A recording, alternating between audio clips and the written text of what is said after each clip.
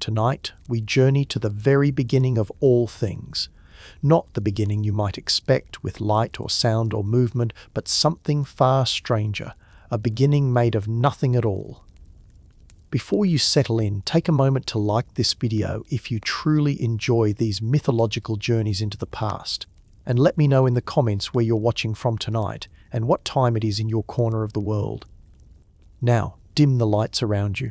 Perhaps turn on a gentle fan for that soft, constant hum. Let the world outside fade away, because tonight we're traveling much further than any earthbound journey could take us. We're going back to the time before time, to the moment before moments existed, to a place that wasn't a place, in an era that couldn't be measured in years or centuries. Close your eyes for a moment and try to imagine true emptiness. Not the darkness behind your eyelids, because even that darkness has substance, has presence. Try to imagine something far more profound. The ancient Norse called it Ginnungagap. The word itself seems to echo in the void, rolling off the tongue like a whisper that never quite reaches its destination. Ginnungagap. But what does it mean to say gap? We use that word so casually now, don't we? The gap between buildings, the gap in conversation, the gap between what we hope for and what we receive. But this was not a gap in the way we understand gaps. This was not an absence between two things. This was the absence of all things. Imagine, if you can, standing at the edge of existence itself, not at the edge of a cliff where you can see the ground below and the horizon ahead, not at the edge of an ocean where water meets sky in an endless dance of blue. Imagine standing at the edge of being itself, where your thoughts would echo not into emptiness, but into something that had never learned to hold echoes at all. Ginnungagap was not darkness, because darkness requires the concept of light to give it meaning. It was not silence, because silence is what remains when sound has finished speaking. It was something more fundamental than either. It was the pause before creation learned how to breathe. The moment before the universe discovered it had a heartbeat. Picture this void, if your mind can hold such a picture, vast beyond measurement, not because it was impossibly large, but because the very concepts of large and small had not yet been invented. No north or south existed here, no up or down. Direction itself was a word waiting to be born. Time had not yet learned to flow from past to future, so moments could not accumulate into minutes, nor minutes into the hours that make up a day.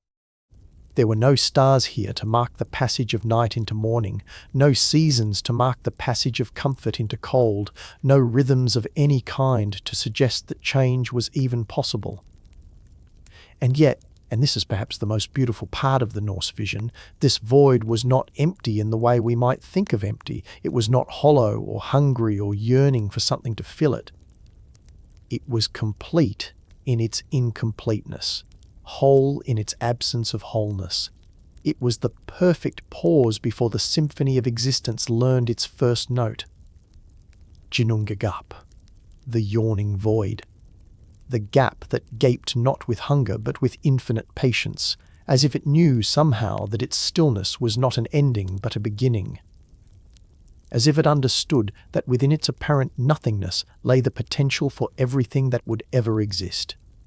Every tree that would ever grow, every ocean that would ever crash against a shore, every word that would ever be spoken in love or anger or wonder. The Norse mind understood something that we sometimes forget in our hurried modern world. That emptiness is not the absence of meaning, but the presence of infinite possibility. In Ginnungagap, every story that would ever be told was already present, waiting. Every hero who would ever draw a sword, every lover who would ever whisper a promise, every child who would ever laugh in wonder at falling snow. They were all there, in the void, not as things but as potential things, not as realities but as the dreams that reality would someday choose to dream. And this void, this beautiful emptiness, was patient. so patient. It did not rush toward creation like a river rushing toward the sea. It did not strain against its own boundaries because it had no boundaries to strain against. It simply was. And in its being it held the promise of everything that was not yet, but someday would be. Think of it as the moment before a musician places their fingers on the strings. The silence is not empty then, is it? It's full of every song they might choose to play, every melody that could flow from their hands. That's what Ginnungagap was like, the cosmic silence before the universe learned how to sing. But even this perfect emptiness, this complete and beautiful void, could not last forever. Because perfection, it seems, has a way of growing restless with itself. And so, at the edges of this impossibly vast nothingness, something began to stir. Not movement, not yet, but the possibility of movement, not sound, but the potential for sound.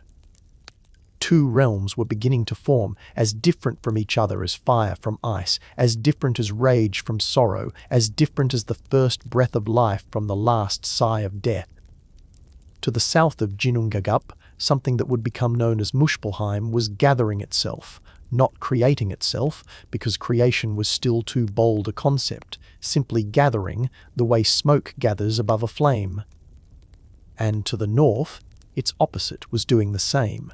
Something that would be called Niflheim was collecting itself from the void, drawing together like morning mist in a valley, like frost forming on a window that doesn't yet exist. These two realms, these two possibilities, were beginning to dream themselves into existence at the very edges of the great emptiness. And in their dreaming, they were about to disturb the perfect peace of Ginnungagap forever. But that disturbance, that beautiful breaking of the cosmic silence, would not be destruction. It would be the first word in the longest story ever told.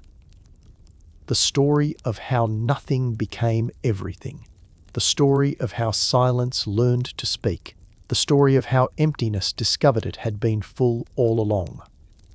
The story of creation itself, beginning not with a bang or a whisper, but with the slow, patient awakening of two opposing forces that had been sleeping in the void, waiting for their moment to begin the dance that would create all the worlds. And as these two forces began to wake, as fire began to remember what it meant to burn and ice began to remember what it meant to freeze, the perfect stillness of Ginnungagap started to shiver with anticipation. Something was coming, something vast and strange and wonderful, something that would fill the emptiness not by replacing it, but by teaching it how to become something more than empty. The void was about to learn what it meant to be alive. But let us linger here a moment longer in this space before spaces existed, because there is something almost sacred about this moment, this pause before the cosmic symphony begins its first movement. Imagine yourself floating in Ginnungagap, if such a thing were possible. What would you feel? Not cold, because cold is merely the absence of warmth, and warmth had not yet been conceived. Not loneliness, because loneliness requires the memory of companionship, and no companionship had ever existed to be remembered. You would feel something more profound than either. You would feel the weight of pure potential pressing against your consciousness from all directions, every possibility that could ever unfold, every story that could ever be told, every emotion that could ever be felt, all of them present in their unborn state. The ancient Norse understood this in a way that perhaps we have forgotten. They knew that creation was not about making something from nothing, but about choosing which possibilities to awaken from the infinite dream of potential. In Ginnungagap, every mountain that would ever rise from the earth was already present as the idea of rising. Every ocean that would ever stretch from horizon to horizon was already there as the concept of vastness. Every star that would ever pierce the darkness of night was already shining, not with light, but with the promise of light. And this void, this pregnant emptiness, was not static. It was not like a still pond reflecting nothing. It was alive with movement that was not quite movement, with sound that was not quite sound, with presence that was not quite presence. Think of it like the moment just before you fall asleep, when your conscious mind is beginning to dissolve but has not yet fully surrendered to dreams. In that liminal space, thoughts flow in ways that defy logic, memories blend with imagination, the possible and the actual dance together in perfect harmony. That's what Ginnungagap was like. The cosmic equivalent of that drowsy moment when anything might happen, when the rules that govern waking life become fluid and negotiable. Here, in this primordial void, the very concepts that would later become the building blocks of reality were still soft, still malleable. Space was not yet committed to having 3 dimensions. Time was not yet convinced it needed to flow in any particular direction. The idea of existence itself was still experimental, still tentative, like a poet trying out different words before committing to the final verse of a poem that would echo through eternity. And in this experimental state, this cosmic rough draft, patterns were beginning to emerge. Not physical patterns, because there was nothing physical to form patterns with, but deeper patterns, archetypal patterns, the kind that would later manifest in the physical world but for now existed only as pure form. The pattern of opposition, for instance, the recognition that creation might require not just unity but contrast, not just harmony but tension, not just peace, but the dynamic interplay of forces that seem to oppose each other but actually depend on each other for their very existence. This is why the Norse vision places 2 realms at the edges of Ginnungagap. Not because the void was not sufficient unto itself, but because it was so sufficient, so complete in its potential, that it could afford to dream of its own opposite. Like a master artist who has learned every technique so thoroughly that they can afford to break every rule, Ginnungagap was so perfectly empty that it could imagine what it would be like to be perfectly full. And so, at what we might call the southern edge of this edgeless void, though directions did not yet have meaning, the first stirring of what would become Muspelheim began to dream itself into possibility. Not fire, not yet. Fire would come later, when the universe had learned the vocabulary necessary to burn. But the idea of fire, the concept of heat as something more than the absence of cold, the possibility of energy that moves outward rather than inward, that consumes rather than preserves, that transforms rather than maintains. This proto-Muspelheim was like the memory of a flame that has never been lit, like the echo of a roar that has never been roared, like the shadow cast by a sun that has never risen. It was potential energy in its purest form, not kinetic energy moving through space, but the idea of kinetic energy waiting for space to be invented so it could have somewhere to move. And at the opposite edge of Ginnungagap, its perfect counterpart was stirring into the same kind of pre-existence. What would someday be called Niflheim was gathering itself from the void, not as cold, but as the idea of preservation, of stillness, of the kind of peace that comes not from the absence of conflict, but from the presence of perfect balance. If Proto-Muspelheim was like the memory of a flame, then Proto-Niflheim was like the memory of the space between snowflakes as they fall through windless air. Like the echo of silence so pure that it makes its own kind of music, like the shadow cast by moonlight on snow that has never fallen. These 2 possibilities, these twin dreams of the void, were not in conflict with each other. Conflict, like direction and time, was a concept that had not yet been born. They were more like 2 movements in a symphony that has not yet begun, each one necessary for the other to have meaning. Together, they represented the void's first tentative experiment with the idea of becoming more than it was, not because it was dissatisfied with its emptiness, but because its emptiness was so rich, so full of potential, that it could afford to play with the possibility of fullness. And as these 2 proto-realms began their slow awakening at the edges of Ginnungagap, something else began to happen, something that would change everything. The void itself began to develop what we might call awareness. Not consciousness as we understand it, with thoughts and desires and plans, but something more fundamental, a kind of cosmic attention, as if the universe was beginning to notice itself for the first time.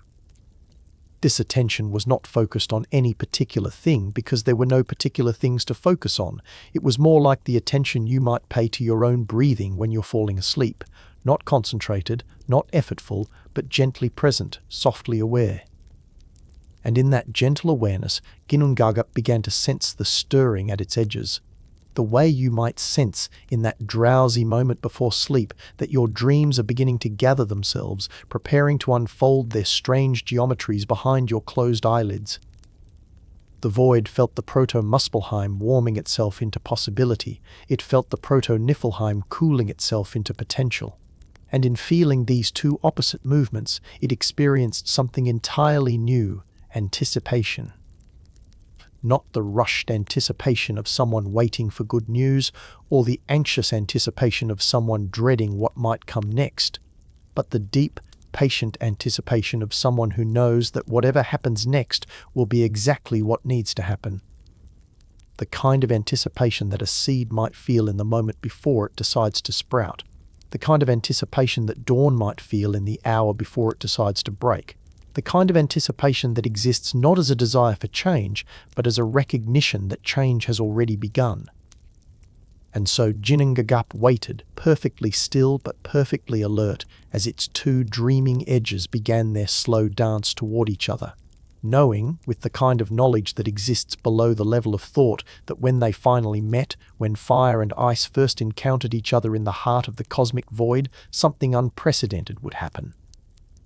The universe would take its first breath.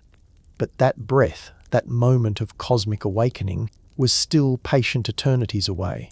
For now, there was only the void and its two dreaming edges and the slow, inevitable approach of the first moment of creation. The moment when nothing would discover what it truly meant to become everything. And so the Great Awakening began. Not with violence, not with the sudden crack of thunder or the flash of lightning splitting darkness, but with something far more subtle, far more profound. The first stirring of heat in a universe that had never known temperature. The first whisper of cold in a cosmos that had never understood what it meant to shiver. At the southern edge of Ginnungagap, Muspelheim was learning how to exist. Imagine trying to describe fire to someone who has never seen light. Imagine trying to explain heat to someone who has never felt the touch of sun on their skin. This is the challenge we face when we try to understand what Muspelheim was like in those first moments of its becoming. Because it was not yet the realm of fire that it would later become. It was something more fundamental than fire. It was the principle of expansion. The cosmic idea that energy could move outward rather than remain still. The universe's first experiment with the concept of giving rather than holding, of reaching rather than resting. Picture, if you can, a realm where the very space itself was alive with potential energy. Not energy that moved through space, because space as we understand it had not yet solidified into its familiar three dimensions. But energy that was space, that created space simply by being what it was. In Muspelheim, every point of existence pulsed with a warmth that was not yet heat, a brightness that was not yet light, a vitality that was not yet life, but contained within it the seeds of all life that would ever be. The colours here, if we can call them colours, were unlike anything our eyes could process. They were not the reds and oranges and yellows of earthly fire. They were the colours of pure becoming, the hues of potential as it learns to manifest itself. Imagine the colour of hope made visible, the shade of anticipation given form, the tint of possibility as it gathers courage to become reality. These were the colours that painted the landscapes of early Muspelheim. And at the heart of this realm of becoming, something truly magnificent was stirring to life. A presence so fundamental to the nature of fire and heat and energy that his very existence was woven into the fabric of what Muspelheim represented. Surtur, the Black One. The guardian of the flame that burns at the end of all things and the beginning of all things. But even to call him Surtur is to get ahead of ourselves, because names had not yet been invented. He was not yet the figure of Norse legend who would one day wield the flaming sword at Ragnarok. He was something more primal, more essential. He was the consciousness of fire itself, the awareness that resided within the principle of transformation, the mind that would guide the process by which all things would learn to change and grow and become more than they were. Picture him, if you can, though your mind may struggle with the image. Tall beyond measurement, not because his body stretched to impossible heights, but because the concept of height itself was defined by his presence. Broad beyond comprehension, not because he occupied vast space, but because space learned its dimensions by conforming to his form. His skin was not black as we understand blackness, which is merely the absence of light. His skin was black as the space between stars is black, rich with potential, pregnant with the possibility of every light that could ever shine. And his eyes. His eyes held the first flames that the universe had ever dreamed of kindling. Not flames as we see them, dancing and flickering and consuming fuel, but the eternal flame of transformation itself. The fire that burns not to destroy but to change. The light that shines not to illuminate what already exists, but to reveal what could exist. When Surtur moved, and his movement was like the flow of lava that has not yet learned what lava is, the very fabric of Muspelheim rippled with anticipation. Each step he took created new possibilities for what heat could become. Each gesture of his massive hands carved new pathways through which energy could flow.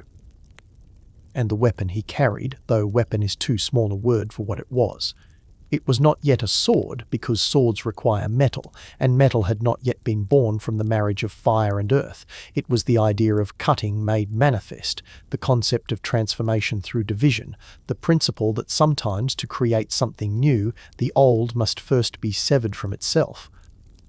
This proto-sword pulsed with its own inner fire, a fire that burned not with heat but with purpose. Its blade, if we can call it a blade, was forged from the same stuff as intention itself. Sharp not because it had been honed to an edge, but because sharpness was its essential nature. When Surtur raised this weapon above his head, which he did often in those early days as he learned what it meant to be the guardian of transformation, sparks flew from it. But these were not sparks as we understand them, tiny fragments of burning matter that arc through air and die. These were sparks of pure possibility. Each one contained within it the seed of every fire that would ever burn in the world that was to come. The campfires that would warm weary travelers, the forge fires that would shape the tools of civilization, the hearth fires that would gather families together on cold winter nights. Every spark that flew from Surtur's weapon was a promise, a commitment that the universe was making to itself, a vow that warmth and light and transformation would have their place in the world that was about to be born. And as these sparks flew through the primal atmosphere of Muspelheim, they did not fall to the ground and die. They hung in the air like stars, like the first rough draft of all the stars that would ever shine in all the skies that would ever stretch above all the worlds that would ever exist. The sound that Muspelheim made in those days was unlike any sound that has ever been heard since. It was not the crackling of fire, because fire had not yet learned to crackle. It was not the roar of flame, because flame had not yet discovered its voice. It was the sound of energy learning to express itself, the cosmic hum of potential as it vibrates on the edge of becoming actual, the deep, thrumming note that reality sings when it first begins to believe in itself. If you had been there to hear it, which of course was impossible since there was no there to be in and no you to hear it, you might have described it as the sound of pure intention. The noise that will makes when it first discovers it has the power to shape existence. And this sound, this fundamental frequency of becoming, echoed across Ginnungagap like a prayer, like a song, like a question being asked of the void itself. Are you ready? Are you ready to become more than emptiness? Are you ready to learn what it means to be filled with wonders? But even as Muspelheim was learning to burn with the fires of creation, its perfect opposite was stirring to life at the northern edge of the cosmic void. Niflheim was awakening, and its awakening was as profound and beautiful as that of its fiery counterpart. Where Muspelheim was expansion, Niflheim was concentration. Where Muspelheim was the principle of giving outward, Niflheim was the principle of drawing inward. Where Muspelheim was the universe learning to exhale, Niflheim was the cosmos learning to inhale.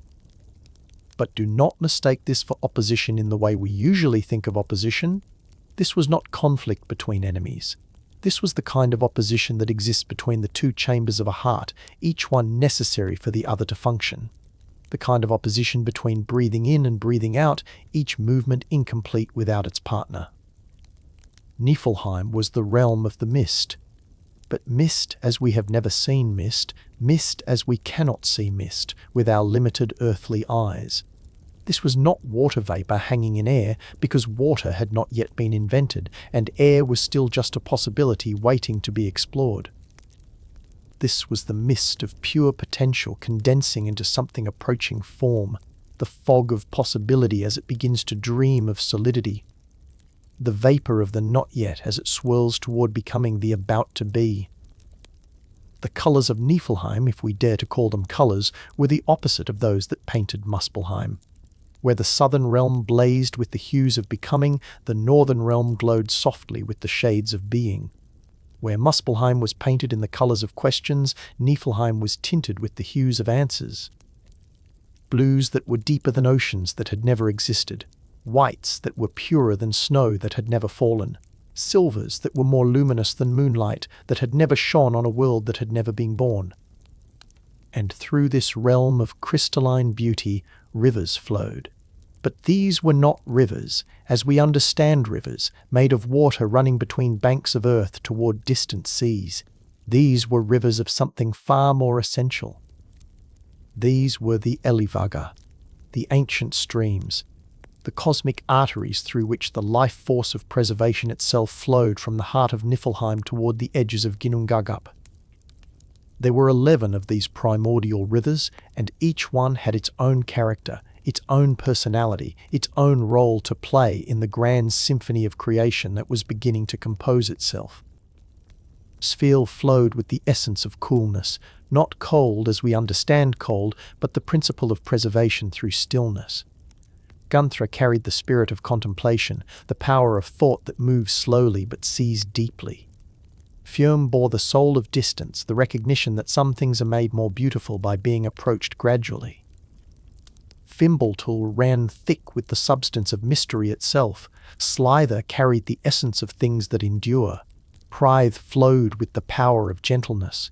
Silga bore the spirit of silence that nurtures rather than isolates. Ilg ran silver with the essence of reflection, not the physical reflection we see in mirrors, but the deeper reflection of consciousness turning inward to understand itself. Vithi carried the substance of width, the principle that expansion can come through deepening as well as stretching. Leipta flowed with the essence of the pause between one thing and the next, the sacred space where transformation has time to consider its options, and Gurlil, the most mysterious of all, carried something that had no name because language had not yet been created to hold it.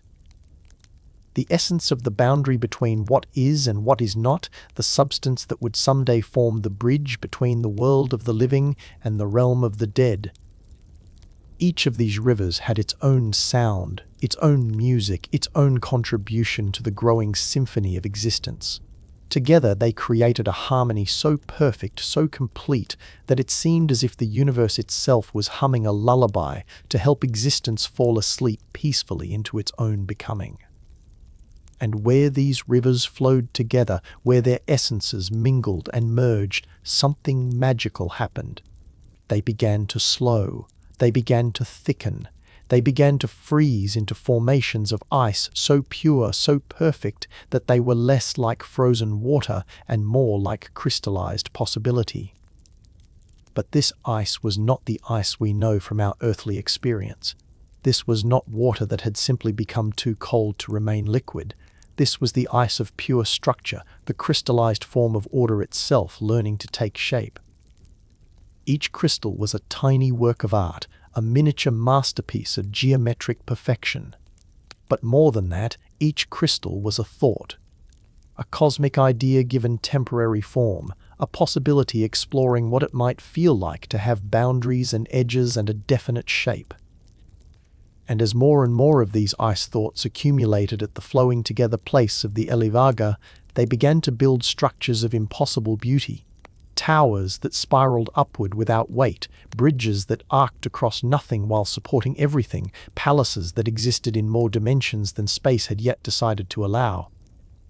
This was the architecture of dreams made solid, the engineering of imagination given form, the building projects that hope itself might undertake if hope could freeze its aspirations into something approaching permanence.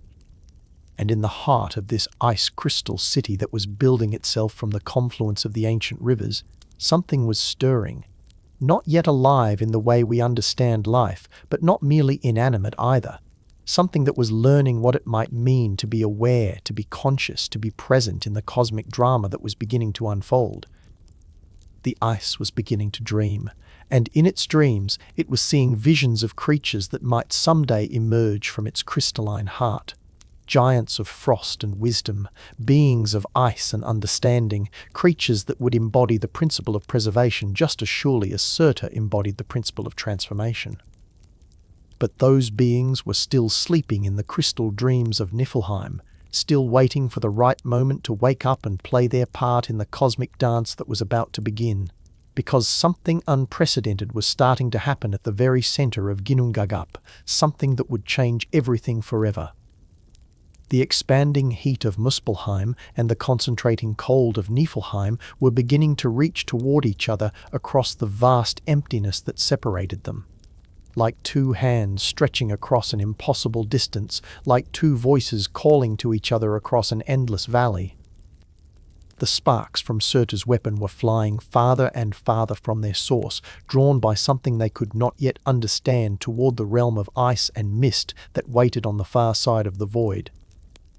And the mist from the Elivagar was drifting farther and farther from the crystalline palaces of Niflheim, pulled by something it could not yet name toward the realm of fire and transformation that blazed beyond its ability to see.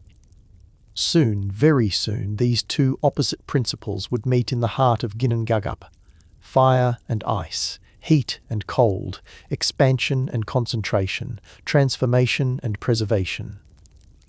And when they met, when they touched for the first time in the history of existence, something would happen that had never happened before and would never happen again in quite the same way. The universe would conceive its first child. But let us pause here, in this moment before the first meeting, and truly understand what we are witnessing. This is not merely the collision of hot and cold, fire and ice. This is the universe's first attempt at creation through relationship, the first time that existence would discover what it means to interact with itself. In Muspelheim, Surtur was growing more magnificent with each passing moment that had no name. His form was becoming more defined, more purposeful, as if the very act of approaching his opposite was teaching him who he truly was. Watch him as he moves through his realm of eternal becoming. Each footstep leaves behind it a pool of molten possibility that cools into new landscapes, new geographies of potential. Where he walks, the ground itself learns what it means to be solid while remaining fluid, stable while embracing change. His breath creates weather patterns that have never existed and will never exist again in quite the same form. When he exhales, storms of creative energy swirl outward, carrying with them the seeds of every wind that will ever blow across every world, that will ever spin beneath every sky, that will ever stretch between horizons. When he inhales, he draws back into himself all the experiences that his expanding realm has gathered, the memory of every spark that has flown from his weapon, the echo of every surge of heat that has pulsed through the fabric of his domain, the whispered secrets that energy has learned about itself in its first experiments with existence. And his weapon, that proto-sword of pure intention, is evolving with each moment. It is learning what it means to cut, not through material, but through possibility itself. Learning to separate what is from what could be, not to destroy either, but to create the space between them where new things can grow. The blade hums now with a music all its own, not the ring of metal striking metal because metal is still a dream waiting to be born, but the song that sharpness sings when it discovers its own nature, the melody that purpose creates when it finds its perfect expression. And the sparks that fly from this weapon as Surtur practices his cosmic art, they are becoming more complex, more individual. Each one now carries within it not just the potential for fire, but the memory of what fire has learned about itself in the realm of Muspelheim. Some sparks carry the essence of the gentle flame that will someday warm a child's hands on a cold morning. Others bear the spirit of the fierce blaze that will forge the weapons of heroes. Still others hold within themselves the patient glow of the ember that waits all night in the hearth, keeping the promise of warmth alive until dawn. These sparks are the first rough drafts of stars, and each one is experimenting with a different way of being luminous. Some choose to burn steady and constant. Others prefer to flicker with the rhythm of a cosmic heartbeat. A few decide to blaze bright and brief, like exclamation points in the darkness. And all of them, every single spark, carries within its fiery heart the image of its creator. The memory of Surtur raising his weapon in the primal darkness of Muspelheim. The echo of his voice as he calls out across the void to whatever is waiting for him on the far side of emptiness. Because Surtur has begun to sense something calling to him, not a voice, because voices require language and language has not yet been invented, not a song, because songs require melody and harmony, and those are still sleeping in the dreams of future music. But something deeper than voice or song, a resonance, a cosmic echo coming back to him from across the vast distance of Ginnungagap. The response of something that understands what it means to be a fundamental force but understands it in a completely different way. In Niflheim, the Elevaga are beginning to flow more swiftly, more urgently, as if they too sense that something unprecedented is about to occur. The 11 ancient rivers are singing together now, their voices weaving in and out of each other in harmonies that no earthly music will ever quite capture. Listen to them if you can. Sverl sings the song of stillness, but it is not the stillness of death or emptiness. It is the stillness of things so perfectly balanced that they need not struggle against themselves. The stillness of the moment between one heartbeat and the next, when the body rests in the certainty that the heart will beat again. Gunthra sings of contemplation, but not contemplation as we usually understand it, not the contemplation of a mind thinking about something outside itself. This is the contemplation of existence thinking about its own nature, of being reflecting on what it means to be. Fjärm carries in its song the music of distance, but distance understood not as separation, but as the space that gives relationship its meaning. The distance that exists between lover and beloved, not to keep them apart, but to create the sweetness of coming together. Fimbulwin's song is harder to describe because it is the song of mystery itself, not the mystery of something hidden that might someday be revealed, but the mystery of things that are most beautiful precisely because they cannot be fully understood, the mystery that deepens the more clearly it is seen. Slither sings the song of endurance, but it is not the grim endurance of something that suffers through difficulty. It is the joyful endurance of something that lasts because it loves lasting, that continues because continuation itself is a form of celebration. Hryth carries the melody of gentleness, the music that teaches force how to be powerful without being harsh, how to be irresistible without being violent. This is the gentleness of water wearing smooth the hardest stone, not by attacking it, but by caressing it patiently for centuries.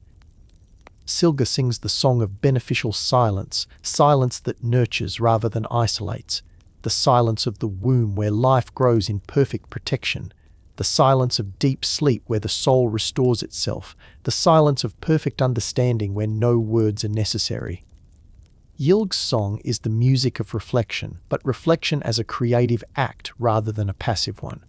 This is reflection as the universe looking into itself and discovering new aspects of its own nature. Reflection as a form of self-creation. Vith carries the melody of expansion through deepening, the song that teaches growth how to move inward as well as outward. This is the music of roots growing deeper as branches reach higher, of understanding that becomes broader by becoming more precise. Leipta sings the song of the fertile pause, the creative space between one thing and the next, where transformation has time to consider its options. This is the pause between the seed and the sprout, between the question and the answer, between the intention and the act. And Gurul, most mysterious of all, carries a song that has no words because it is about the place where language itself is born. The song of the threshold between being and non-being, the melody of the door between what is known and what is unknowable. Together, these 11 songs create a symphony so complex, so beautiful, that it teaches the universe new ways of being harmonious with itself. The music flows through the ice crystal palaces of Niflheim, and everywhere it touches, new forms of beauty crystallize into being. Ice flowers that bloom in geometric patterns too perfect for earthly eyes to process. Ice trees that grow in spirals that follow mathematical principles that mathematics has not yet been invented to describe. Ice sculptures that capture in their frozen forms the essence of emotions that no living being has yet learned to feel.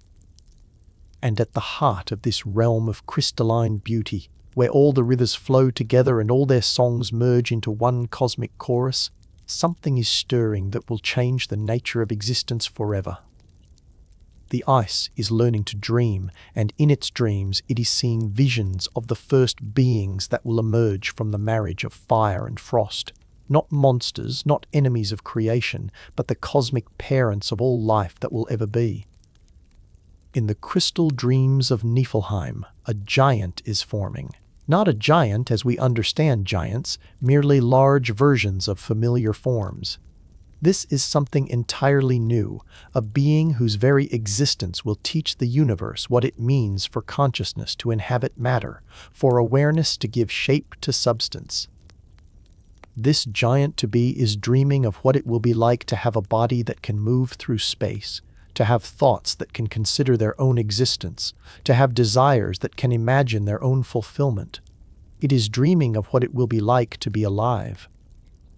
And in its dreaming, it is unconsciously calling out across Ginnungagap to its destined creator, sending out waves of potential that ripple through the void like stones thrown into a still pond, each ripple carrying the message, I am ready to be born, I am ready to become, I am ready to help the universe learn what it means to be inhabited by consciousness. These waves of potential to be born travel across the emptiness of Ginnungagap like a cosmic heartbeat, like the pulse of existence itself learning to circulate life through its own system. They cross the vast distance between ice and fire, between concentration and expansion, between the realm of preservation and the realm of transformation.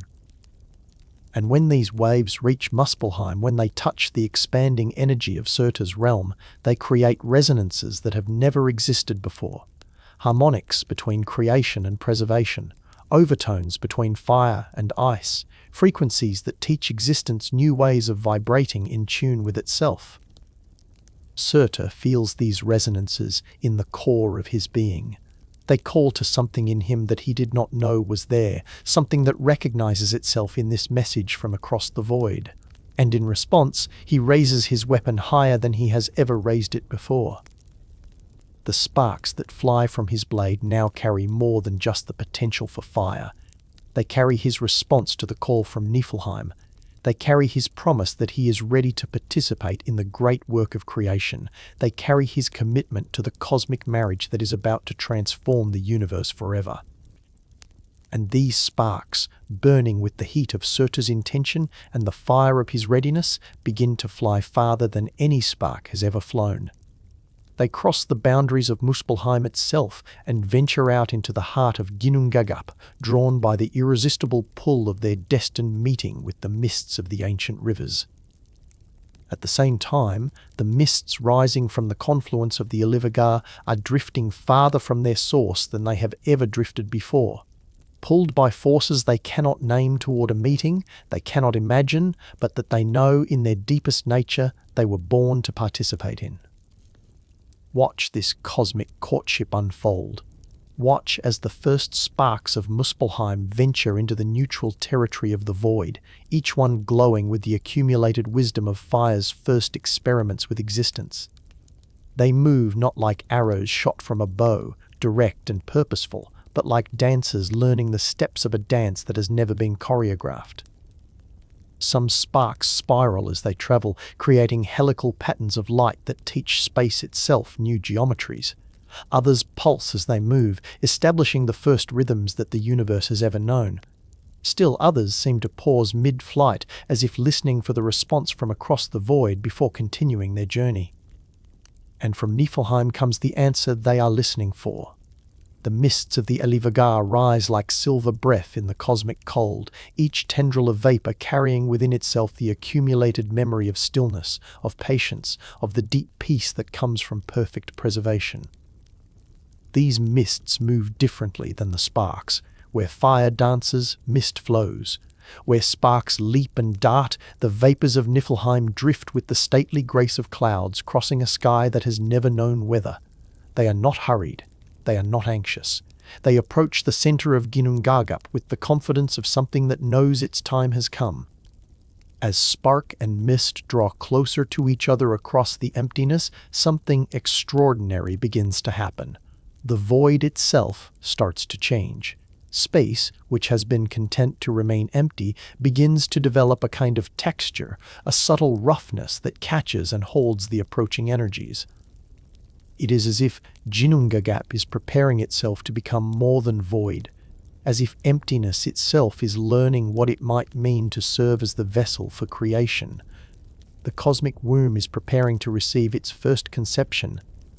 And in this moment of ultimate anticipation, when fire and ice are separated by the smallest possible distance, when the heat of transformation and the coolness of preservation are about to touch for the first time in the history of existence, time itself seems to slow.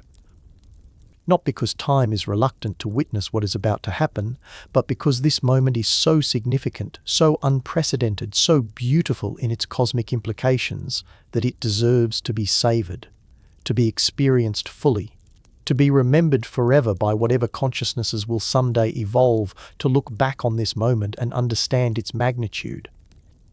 The first spark reaches out like a glowing fingertip. The first mist extends like a silver palm. They are a hair's breadth apart now, so close that each can sense the nature of the other, so near that the fundamental difference between them is about to become the foundation for something entirely new. In this moment, Surtur pauses in his realm of fire. The guardian of transformation stops his eternal dance and turns his flaming eyes toward the center of Ginnungagap. He knows, with the knowing that comes from being a fundamental force of nature, that his essence is about to participate in something that will change everything. In Niflheim, the 11 rivers slow their ancient flow. Their songs soften to a whisper, then to silence, then to something deeper than silence. The crystalline palaces stop their growing, the ice streams pause their dreaming. All of Niflheim turns its attention toward the void, toward the moment of contact that will transform the nature of existence itself.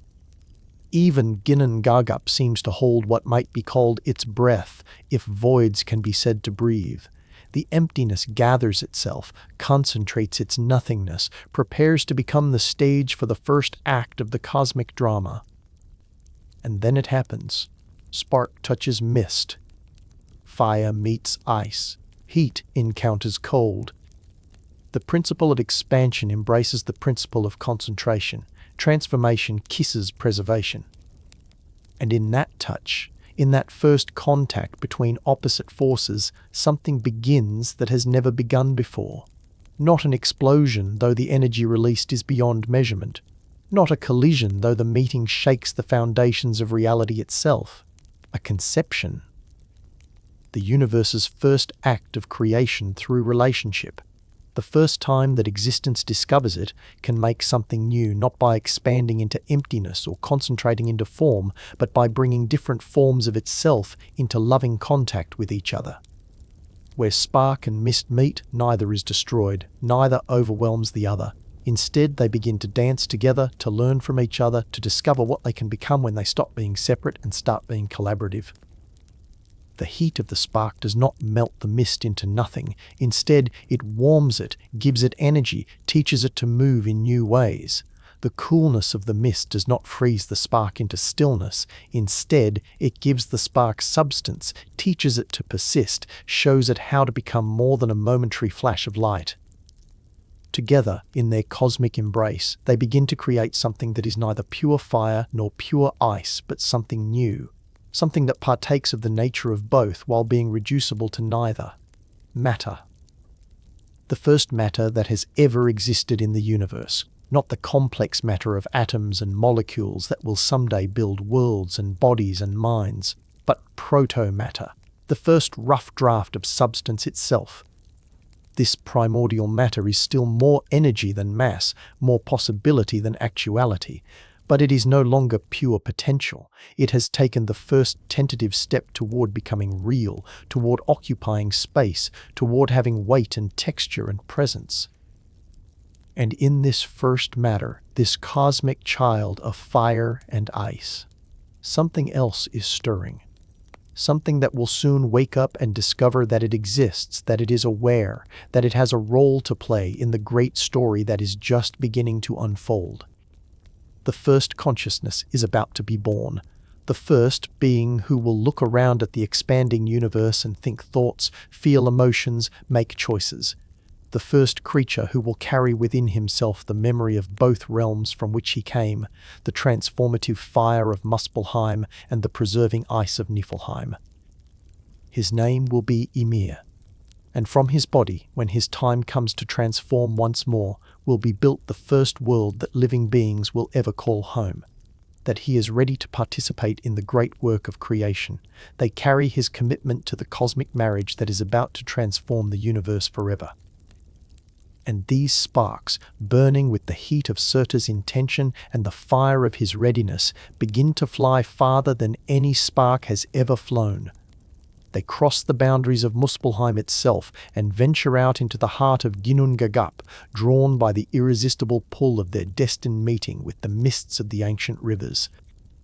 At the same time, the mists rising from the confluence of the Elevaga are drifting farther from their source than they have ever drifted before. Pulled by forces they cannot name toward a meeting they cannot imagine, but that they know in their deepest nature they were born to participate in. The stage is set. The cosmic actors are moving toward their marks. The universe is holding its breath in anticipation of its first creative act. In the heart of Ginnungagap, where fire and ice are about to meet for the first time, space itself is beginning to ripple with expectation. The void that has been so patient, so still, so perfectly empty, is beginning to quiver with the approach of its own transformation. Something is about to happen that will change the meaning of existence itself. Something that will teach the universe what it means to create not just through expansion or concentration, but through relationship, through the marriage of opposites, through the love that exists between differences. The first spark and the first mist are almost touching now, almost ready to discover what happens when fire meets ice, not in conflict, but in cosmic courtship. Almost ready to conceive the first child of creation. In the heart of Ginnungagap, where fire and ice had just learned to dance together, something unprecedented was happening. The first matter in the history of existence was not content to remain inert. It was stirring with a kind of awareness that had never existed before. This was not consciousness as we understand it, with thoughts and memories and plans for the future. This was something more fundamental. The first tentative awakening of the universe to its own existence. The cosmic equivalent of that moment when a dreamer first realizes they are dreaming. Watch as this primordial matter begins to organize itself. Not randomly, not chaotically, but with a purpose that seems to come from somewhere deeper than intention. as if the universe itself is guiding this first experiment in conscious existence. The substance that had been born from the marriage of spark and mist begins to gather itself, to concentrate, to explore what it might mean to have a center, a core, a place from which awareness can look outward and recognize that there is an outward to look toward. And as it gathers, as it concentrates, as it learns the difference between itself and not itself, it begins to take shape. Not the familiar shapes we know from our earthly experience, but the first shape that consciousness has ever explored. The shape of embodied awareness itself. Slowly, so slowly that the process cannot be measured in any unit of time that will ever be invented, a form begins to emerge from the cosmic matter. A form so immense that mountains will seem small beside it, so fundamental that every living thing that ever draws breath will carry within its cells the memory of this first awakening. It is becoming a giant. Not a giant, as mythology will later describe giants, as enemies of gods or symbols of chaos. This is something far more profound. This is the first being who will know what it means to exist, to be aware of existing, and to wonder about the meaning of existence. His limbs are forming now, vast beyond comprehension, each finger larger than the continents that do not yet exist. His torso is expanding, creating space within itself for organs that will pump not blood, but the life force of the universe itself. His head is taking shape, preparing to house the first mind that will ever contemplate the cosmos. And in that head, behind features that are still forming themselves from the marriage of fire and ice, something beautiful is happening. The first thoughts are beginning to stir. The first awareness is opening its eyes to look upon a universe that has never been observed before. But what does it mean to think when you are the first thinker? What does it mean to see when you are the first seer? What does it mean to wonder when wonder itself is being born through your wondering? The giant who is forming in the heart of Ginnungagap is discovering these questions not through philosophy, but through experience. Each thought he thinks creates new pathways through which future thoughts can travel. Each thing he sees establishes new categories for seeing. Each wonder he feels expands the universe's capacity for wonder. His first thought is not a word, because language has not yet been invented. It is more like a sensation, a cosmic feeling that might be translated as I am, not I am this or I am that, simply I am. The first declaration of existence by existence itself. His second thought is a recognition. There is more than me. The vast emptiness around him, the dancing lights of Muspelheim in the distance, the crystalline beauty of Niflheim across the void. He is not alone in existence, he is part of something larger than himself. His third thought is a question, though it is not framed in words. What am I for? Why do I exist? What is my purpose in this vast dance of forces that I can sense but not yet fully understand? And in that question, the universe discovers something beautiful about itself. It realizes that consciousness is not just about being aware, but about caring what awareness means, about having purposes and intentions and desires, about being not just observant, but participatory. The giant stirs. His movements send ripples through the fabric of Ginnungagap that will echo through reality for eons to come. When he flexes his fingers, new patterns of force spread outward. When he breathes, the rhythm of his respiration establishes the first regular cycle that the universe has ever known. His name, though he does not yet know he has a name, is Ymir. The name means the roarer, though he has not yet learned to roar. It means the noisemaker, though the only sounds he makes are the cosmic harmonics of his breathing and the gentle thunder of his heartbeat. But Ymir is not alone in his awakening. The same processes that have brought him into being are working in other parts of Ginnungagap as well, where other sparks have met other mists, other forms are beginning to stir. Not far from where Ymir is discovering what it means to be conscious, something else is taking shape. something that will complement his existence, that will teach him what it means to share the universe with another aware being. She is smaller than Ymir, more graceful in her proportions, more delicate in her features.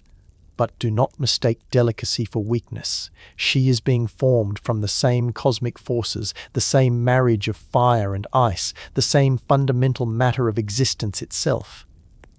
Her name will be Audumla. Though, like Ymir, she does not yet know she has a name, she is becoming the first creature who will understand what it means to nurture, to provide, to give sustenance to others.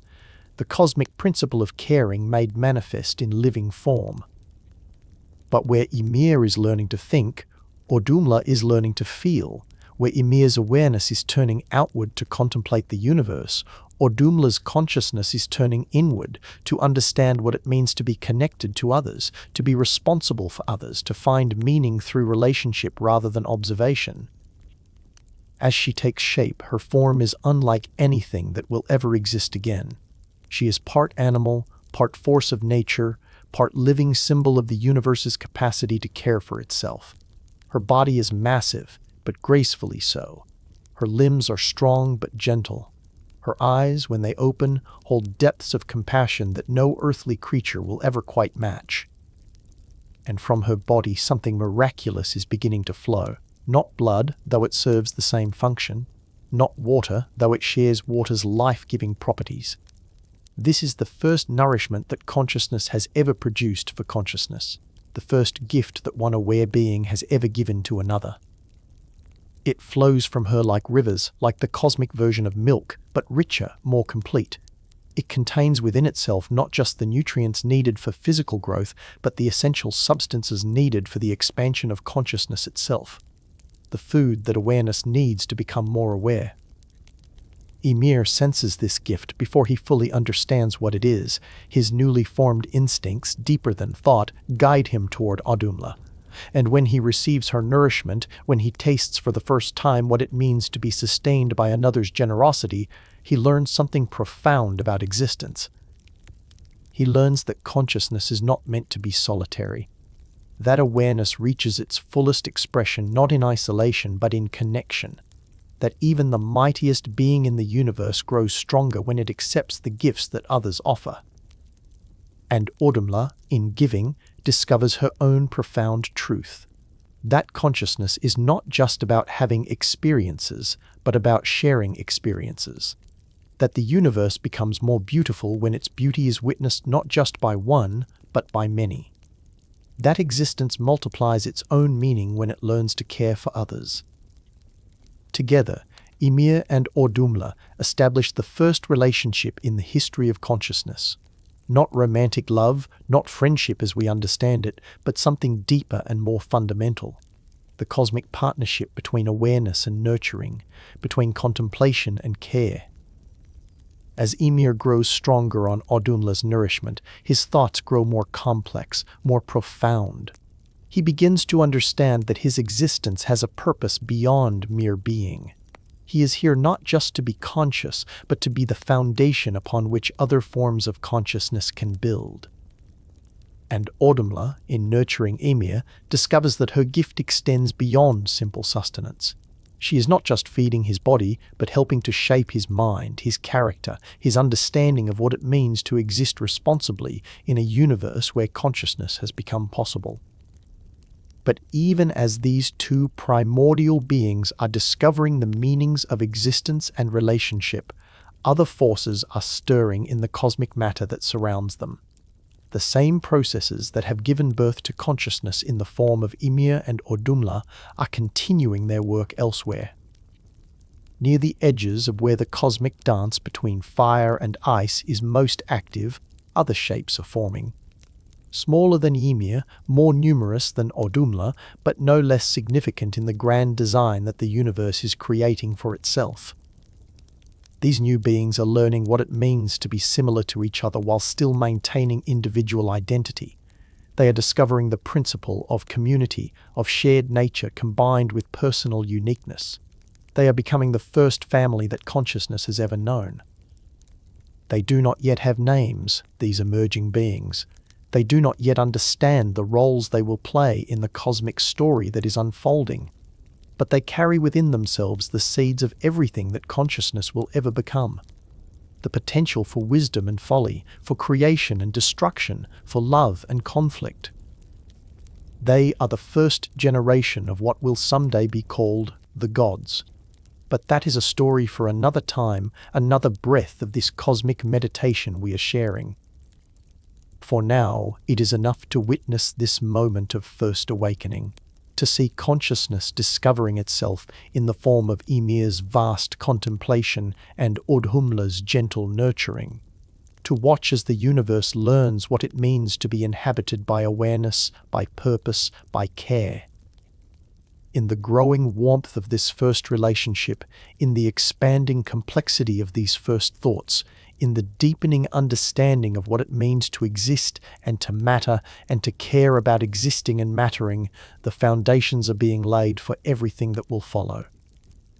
The stage is being set for the great drama of creation that will soon transform the cosmos from a place where consciousness has just awakened into a place where consciousness can flourish, explore, create, and discover the infinite possibilities that existence has to offer.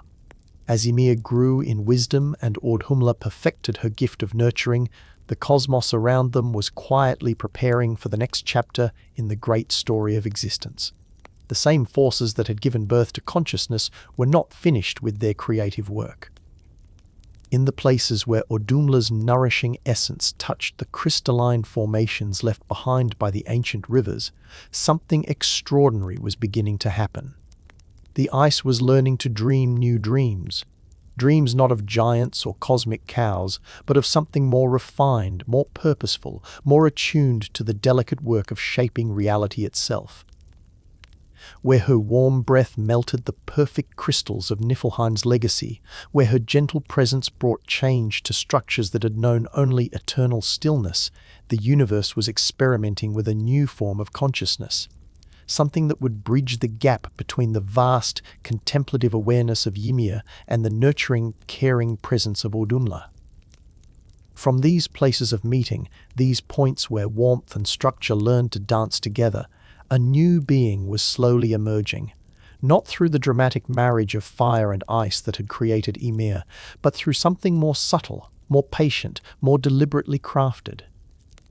His name would be Beri, though, like all names in these early days, it was more of a cosmic recognition than a spoken word. Beri, the first of what would come to be known as the divine lineage, the first being whose consciousness would be oriented not toward experiencing existence, but toward shaping it. Bori's awakening was different from Ymir's. Where Ymir had emerged with vast contemplative thoughts about the nature of being, Bori's first awareness was focused and practical. His initial thought was not, "I am," but rather, "I can." Not wonder about existence, but recognition of capability. Not contemplation of the universe, but understanding of his role within it. As Buri's form solidified from the gentle melting of cosmic ice, his features revealed something that had not been seen before in the universe. Purpose written into the very structure of his being. His hands were made for crafting, his eyes for seeing possibilities, his mind for turning those possibilities into realities. He was smaller than Ymir, more human in his proportions, though still far larger than any being that would walk the earth in ages to come. His presence carried a different quality than either Ymir's vast awareness or Audhumla's gentle nurturing. This was the consciousness of creation itself, of intention married to capability. When Buri took his first steps through the heart of Ginnungagap, the very space around him responded differently than it had to Ymir's movements. Where Ymir's motion created ripples of contemplation that spread outward like thoughts seeking their destinations, Buri's steps created something more concrete. Pathways, structures, the beginnings of organized space. It was as if the universe recognized in Buri a collaborator rather than simply an inhabitant. Someone who would not just exist within reality, but would help to build it, shape it, guide its development from cosmic potential into cosmic actuality. And Bori, in his turn, recognized his role with a clarity that was both beautiful and somewhat lonely. He understood that his consciousness was designed not for the pure experience of being, but for the work of creation. His joy would come not from contemplating existence, but from making existence more beautiful, more complex, more worthy of contemplation. But the universe, in its wisdom, was not content to leave Buri alone in his divine purpose. The same processes that had brought him into being continued their work, and in time, Buri discovered that he was not meant to be the only one of his kind. From his own essence, through means that consciousness was still learning to explore, a son emerged. Not born in the way that biological beings would later understand birth, but manifested through the deeper processes of cosmic creation.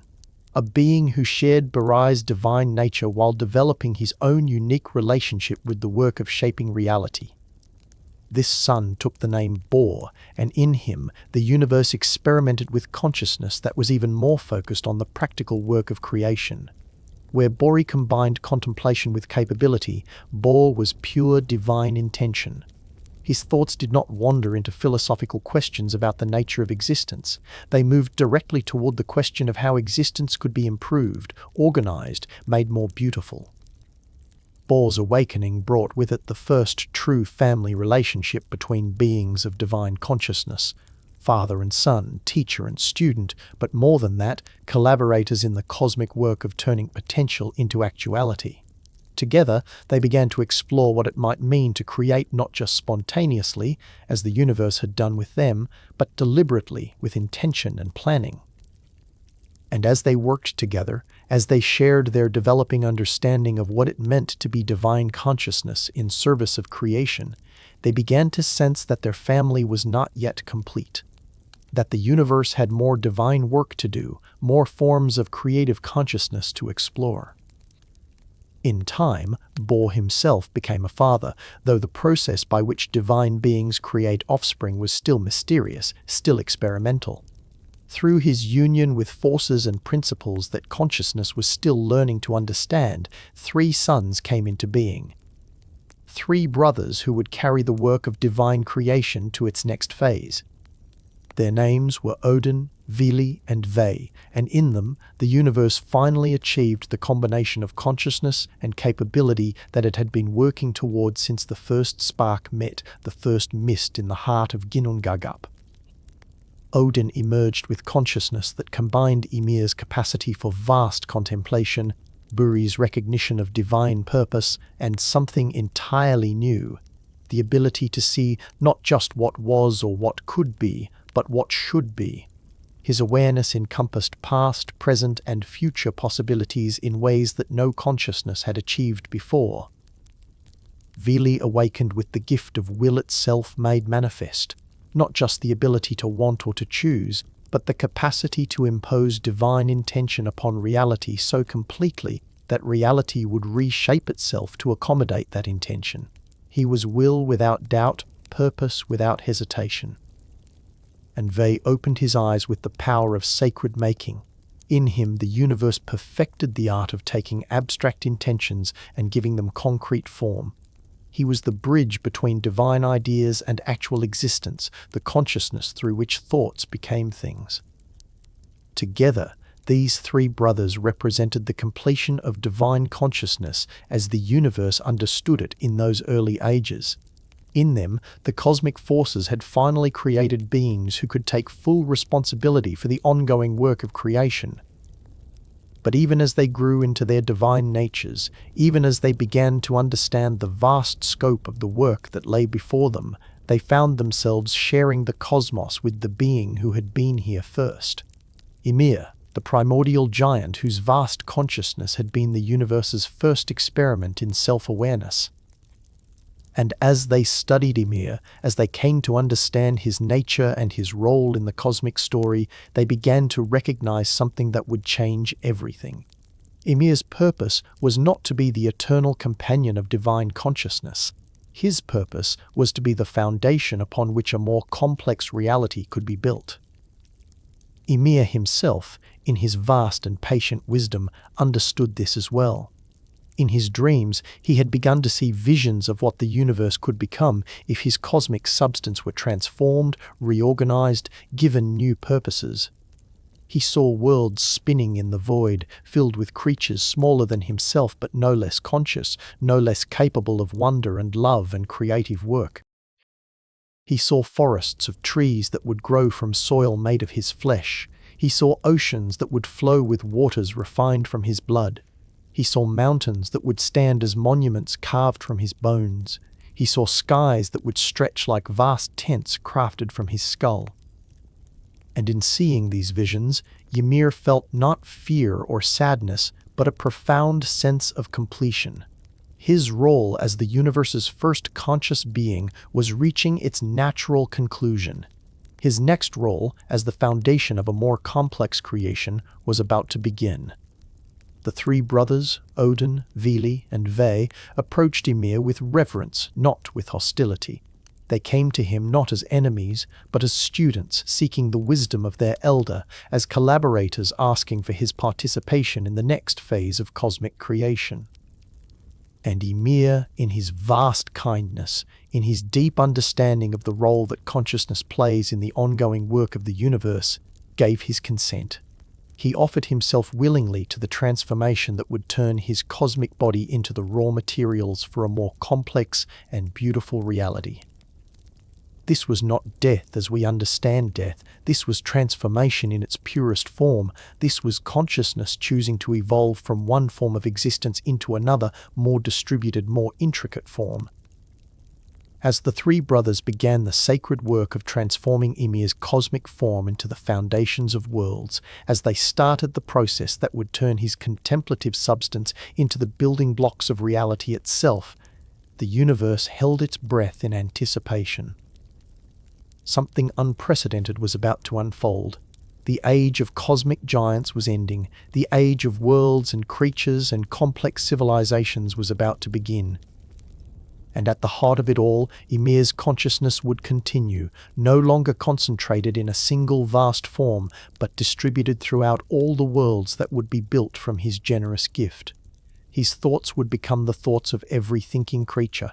His wonder would become the capacity for wonder that would drive every future exploration and discovery.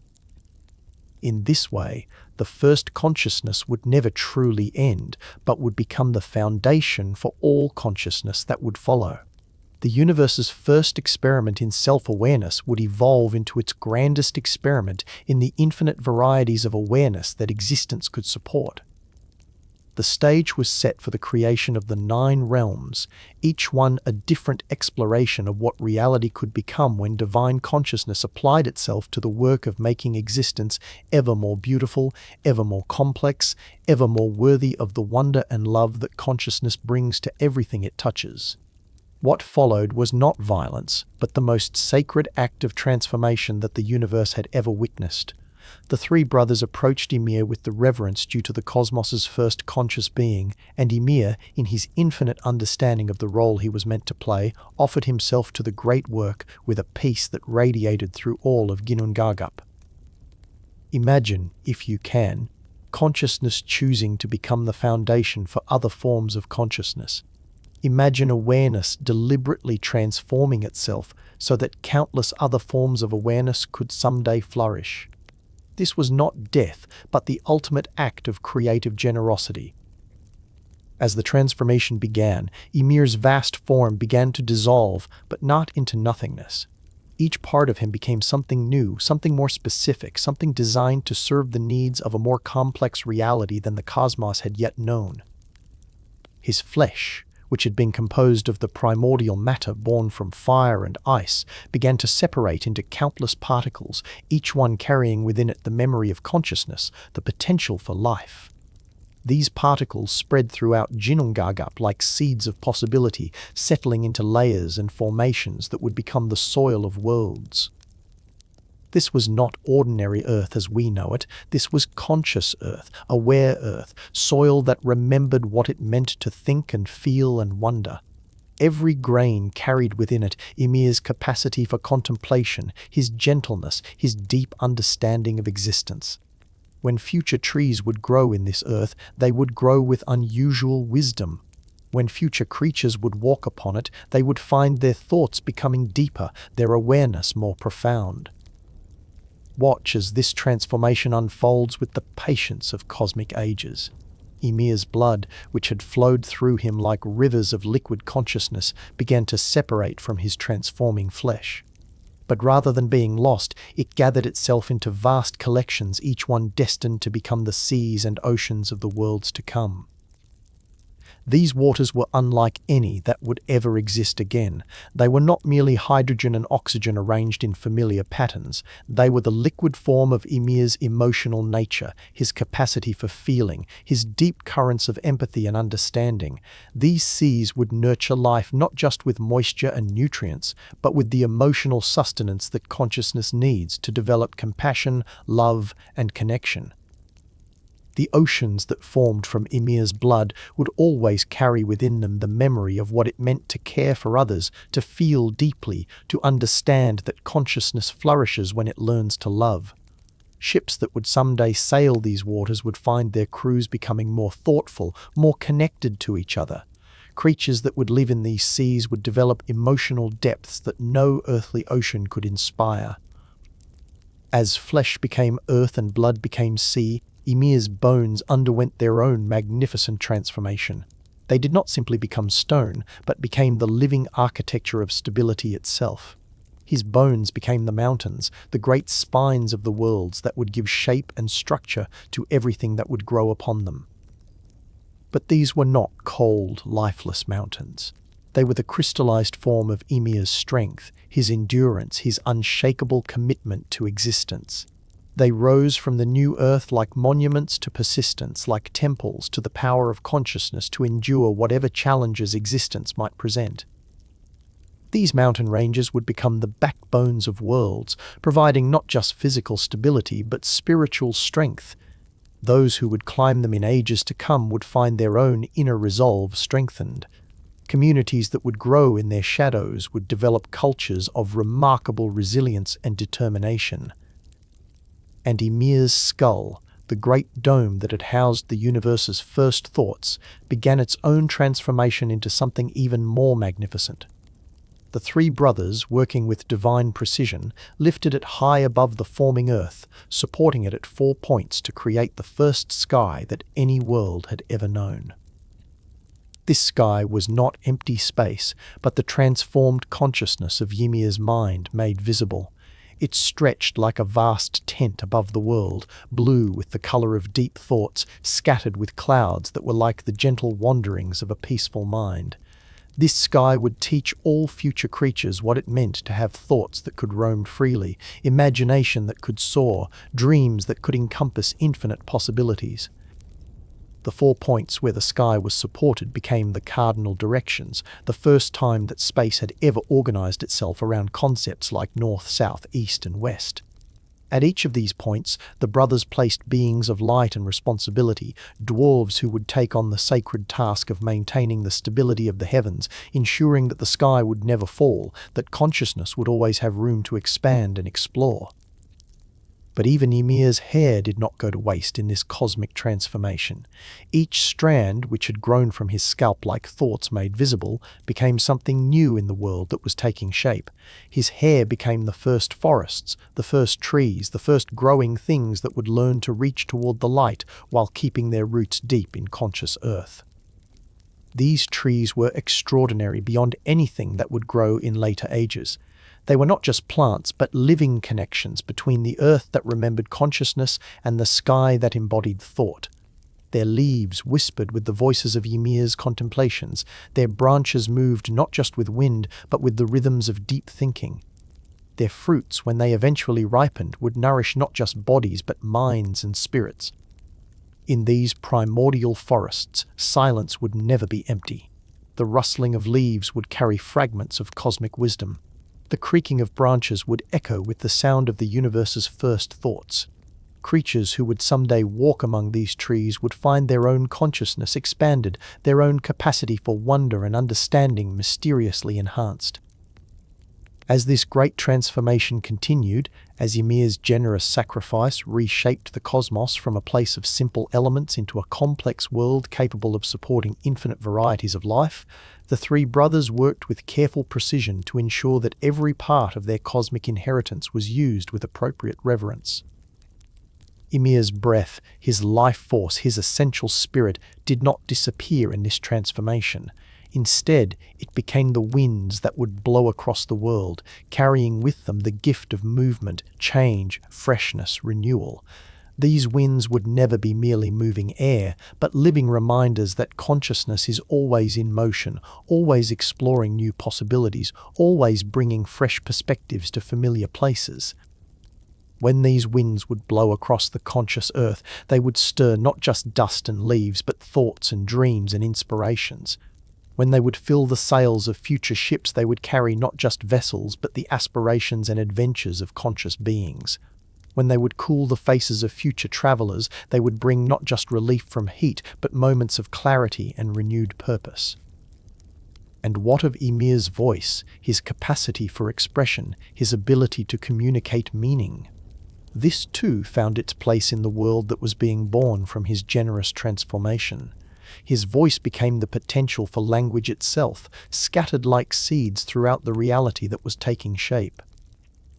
Every creature that would someday develop the ability to speak would be drawing on this gift from Ymir. Every word that would ever be spoken in love or wonder or discovery would carry within it an echo of the universe's first conscious being.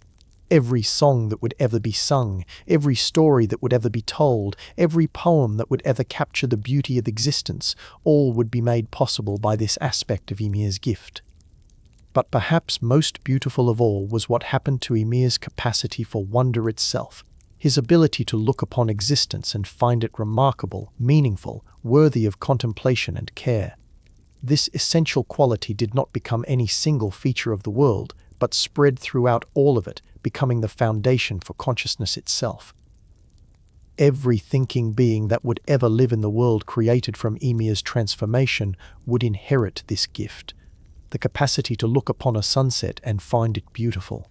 The ability to contemplate a falling leaf and see in it the mystery of change and permanence. The power to love another conscious being and recognize in that love something sacred and significant. This was Ymir's greatest gift to the future, not just the physical materials from which a world could be built, but the spiritual foundation that would make that world a place where consciousness could flourish, where awareness could grow and deepen and discover ever more profound meanings. As the transformation neared completion, as the world settled into its new form with mountains and seas and skies and forests all in their proper places, the three brothers paused in their work to contemplate what they had accomplished together with Ymir's generous participation. They had created not just a world, but the first conscious world, not just a place where life could exist, but a place where life could think about its own existence, could wonder about its meaning, could grow in understanding and wisdom and love. The earth they had shaped from Ymir's flesh would nurture not just bodies but minds. The seas formed from his blood would teach emotional depth and connection. The mountains carved from his bones would inspire strength and endurance. The sky stretched from his skull would encourage expansive thinking and limitless imagination. And threaded through it all, the essence of Ymir's consciousness would continue, not as a separate being, but as the foundation for all consciousness that would ever arise in this new world. His thoughts would echo in every future thought. His wonder would inspire every future discovery.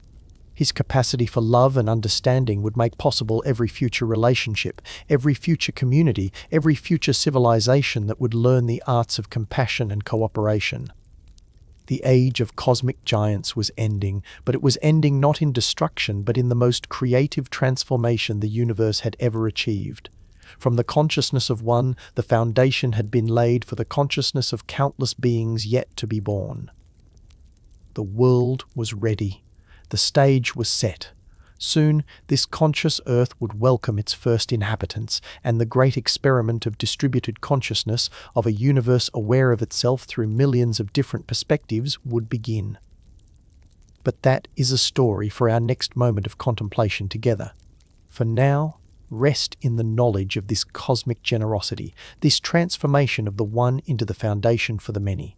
Rest in the understanding that consciousness, once born, never truly ends, but evolves into ever more beautiful and complex forms. The universe had learned to dream of worlds, and now the first of those dreams had become reality. With the world born from Ymir's generous transformation taking shape beneath the newly stretched sky, the three brothers found themselves contemplating a profound question. They had created a foundation for consciousness to flourish, but consciousness, they were learning, was not a single thing that could be satisfied with a single kind of existence. The universe was beginning to whisper to them of its desire for variety, for different ways of being conscious, for different approaches to the great adventure of existence. Just as a symphony needs not just one note but many notes in harmony, the cosmic consciousness that was emerging needed not just one realm but many realms, each one exploring a different aspect of what it means to be aware, to be alive, to be connected to the great mystery of being. And so the brothers began to dream, not just of one world, but of 9 worlds. 9 different experiments in consciousness, 9 different ways of organizing reality, 9 different invitations to existence to explore its own infinite possibilities. The first of these realms to take clear shape in their divine imagination was the realm that would be closest to their own divine nature. A place where consciousness could exist in its most refined, most purposeful, most creatively powerful form. They envisioned towers that would rise not just toward the sky, but toward the very source of meaning itself. They imagined halls where divine wisdom could be shared, discussed, developed into ever more beautiful and useful forms. This realm would be called Asgard, and it would be the home of the gods themselves. But it would be more than just a dwelling place.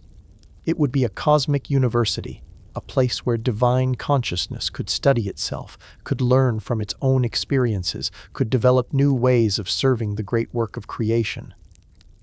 Picture Asgard as it began to take shape in the divine imagination, not built from ordinary materials but constructed from crystallized intention, from the solid form of pure purpose. Its walls gleamed not with reflected light, but with inner illumination, the glow of consciousness that has found its highest expression.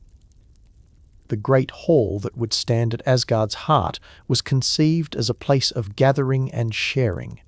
Valhalla, they would call it, though the name carried meanings that language had not yet developed the subtlety to express. It would be a hall where experiences could be shared, where the lessons learned from the great adventure of existence could be collected, compared, woven into wisdom. Its roof would be thatched, not with ordinary material, but with golden shields, each one representing a different aspect of consciousness that had been explored, understood, mastered. Its doors would be wide enough for any form of consciousness to enter, and wise enough to recognize which forms of consciousness were ready for the responsibilities that divine wisdom entailed. Around this central hall, other structures would grow like thoughts developing into complete ideas. There would be workshops where the tools of creation could be perfected, libraries where the stories of existence could be preserved and studied, gardens where new forms of beauty could be cultivated and refined. But Asgard would not be a place of isolation or superiority. The brothers understood that divine consciousness reaches its fullest expression when it serves other forms of consciousness, when it dedicates itself to making existence more beautiful, more meaningful, more supportive of growth and discovery for all conscious beings. And so they conceived of a great bridge that would connect Asgard to the other realms they were planning. Not just a physical bridge, but a rainbow bridge that would symbolize the connection between all different forms of consciousness, the understanding that divine awareness and earthly awareness are not separate things, but different notes in the same cosmic symphony. This bridge would be called Bifrost, and it would shimmer with all the colors that consciousness had learned to recognize as beautiful, red for the passion that drives conscious beings to create and explore, orange for the warmth that connects one consciousness to another, yellow for the clarity that allows awareness to understand itself, green for the growth that consciousness undergoes as it develops wisdom, blue for the depth that thinking can achieve when it really contemplates existence, indigo for the mystery that always remains no matter how much consciousness learns, violet for the transformation that awareness undergoes when it recognizes its connection to something greater than it. But while Asgard would be the realm where divine consciousness could exist in its purest form, the brothers knew that the great experiment of existence required a place where consciousness could explore what it meant to be embodied, to be limited, to be challenged by the beautiful difficulties that come with living in a physical form within time and space. And so they turned their attention to designing a second realm, one that would be built upon the conscious earth created from Ymir's transformation, but organized in a way that would provide the perfect environment for embodied consciousness to flourish. This realm would be called Midgard, the middle enclosure, the balanced place, the realm that would exist halfway between the divine perfection of Asgard and the more chaotic, experimental forms of consciousness that they were planning for other realms. Midgard would be circular, protected by a great wall built from the eyebrows of Ymir himself.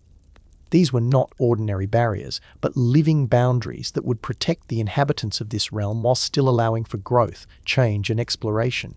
The wall would be strong enough to provide security, but permeable enough to allow for the kind of adventures and challenges that embodied consciousness needs in order to develop strength, wisdom, and character. Within this protective boundary, they envisioned landscapes of incredible variety and beauty. Rolling hills where consciousness could learn the pleasure of physical movement. Dense forests where it could explore the mysteries of life growing in complex interconnection. Swift rivers where it could discover the joy of flow and change. Still lakes where it could practice the art of reflection and contemplation.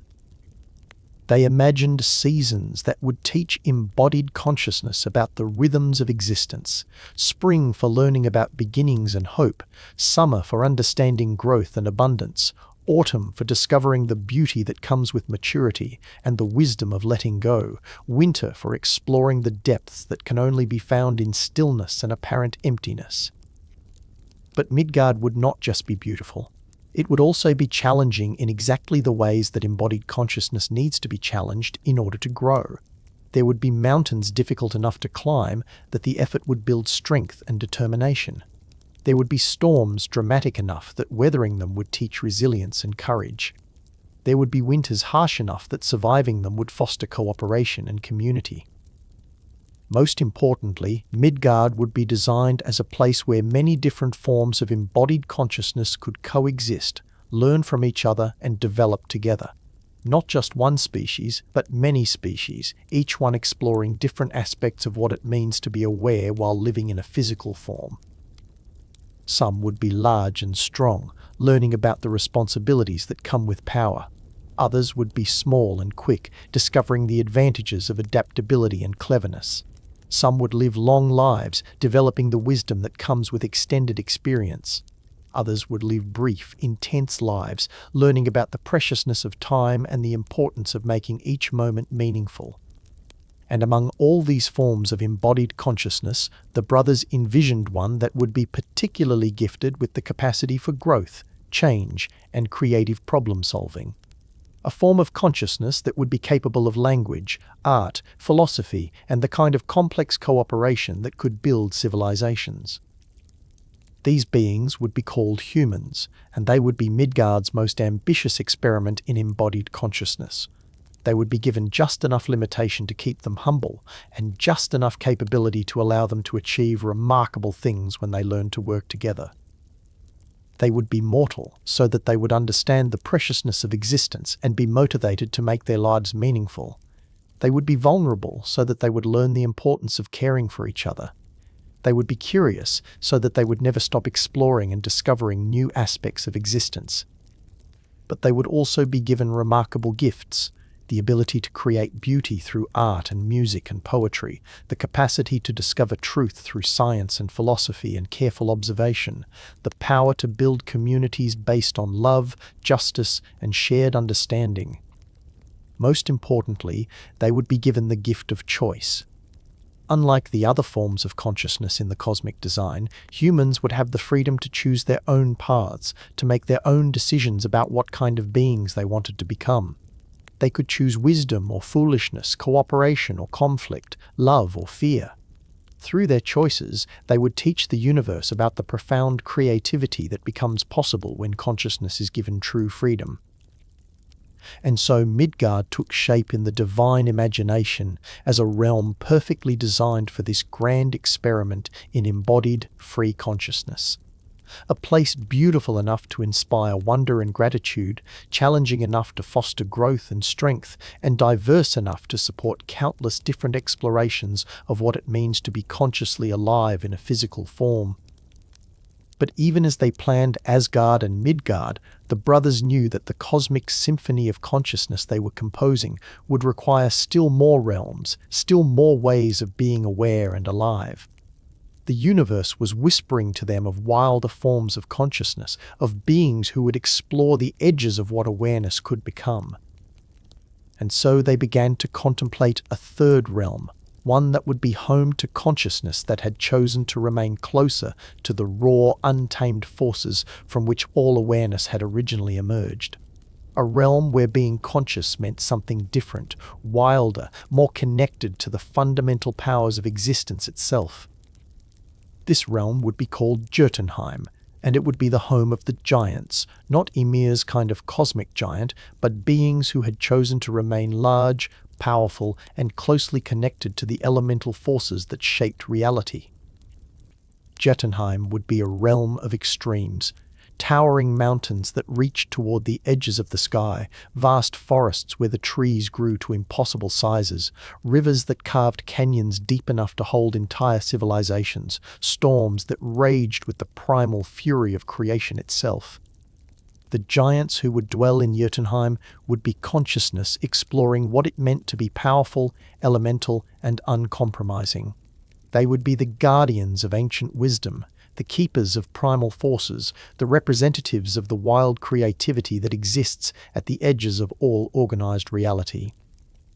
They would not be evil, though they would often be misunderstood by the more refined forms of consciousness in other realms. They would be necessary because consciousness needs to remember its connection to the raw forces of existence, needs to maintain its relationship with the untamed creativity from which all order ultimately emerges. And so the first three realms of the great cosmic design were taking shape: Asgard for divine consciousness, Midgard for embodied conscious choice, and Jotunheim for elemental conscious power. But 6 more realms remained to be imagined, 6 more ways for consciousness to explore its own infinite possibilities. The symphony was just beginning to find its full voice. As the 3 brothers continued their divine work of imagining the cosmic symphony of consciousness into existence, they found themselves contemplating forms of awareness that would be even more specialized, even more focused on particular aspects of what it means to be consciously alive in an organized universe. They began to envision a realm where consciousness would dedicate itself entirely to the pursuit and creation of beauty, harmony, and light. A place where awareness would explore what it means to be purely aesthetic, to find meaning through the creation and appreciation of perfect forms, perfect sounds, perfect expressions of the underlying harmony that connects all things.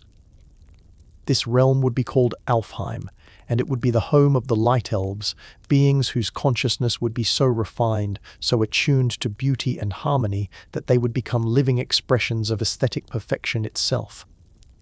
Picture Alfheim as it took shape in the divine imagination, a realm where the very air shimmers with golden light, not the harsh light of fire, but the gentle, warm light of understanding, of consciousness that has learned to see beauty in everything it encounters. The landscapes here would be impossibly perfect, not in a rigid or artificial way, but with the kind of perfection that comes from deep understanding of natural harmony. The trees in Alfheim would grow in patterns that please both eye and mind, their branches reaching toward the light in spirals that follow mathematical principles so beautiful that simply looking at them would inspire joy. Their leaves would rustle with sounds that are almost music, their flowers would bloom in colors that somehow manage to be both vivid and gentle at the same time. the light elves themselves would be consciousness refined to the point where every thought, every feeling, every action would be guided by an innate understanding of what creates beauty and harmony. They would be artists by nature, but their art would not be separate from their existence. Their very being would be a work of art, their every movement a dance, their every word a poem, their every glance a painting. They would serve as the universe's specialists in aesthetic consciousness, exploring what it means to find meaning through beauty, to understand truth through harmony, to express love through perfect forms. When other forms of consciousness would need to remember what beauty means, when they would need inspiration for their own creative works, they would look toward Alfheim and find their spirits lifted by the sight of consciousness dedicated purely to the aesthetic dimension of existence. But even as they conceived of this realm of refined beauty, the brothers understood that the cosmic symphony would also need its craftsmen, its builders, its specialists in the practical arts of making abstract ideas into concrete reality. And so they began to envision a second realm, one that would exist deep beneath the surface of things, where consciousness would dedicate itself to the mysteries of creation through skill, patience, and intimate understanding of materials and techniques.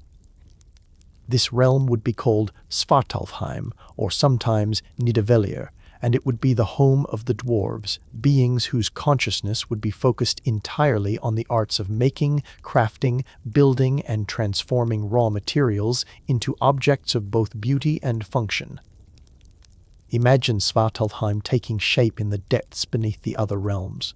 Not dark in the way that absence of light is dark, but rich with the kind of darkness that exists in the depths of fertile earth, in the heart of the mountain where gems form under pressure and time, in the forge where raw metal learns to become something more refined and useful. This would be a realm of workshops and forges, of libraries filled with techniques and knowledge passed down through generations of master craftsmen.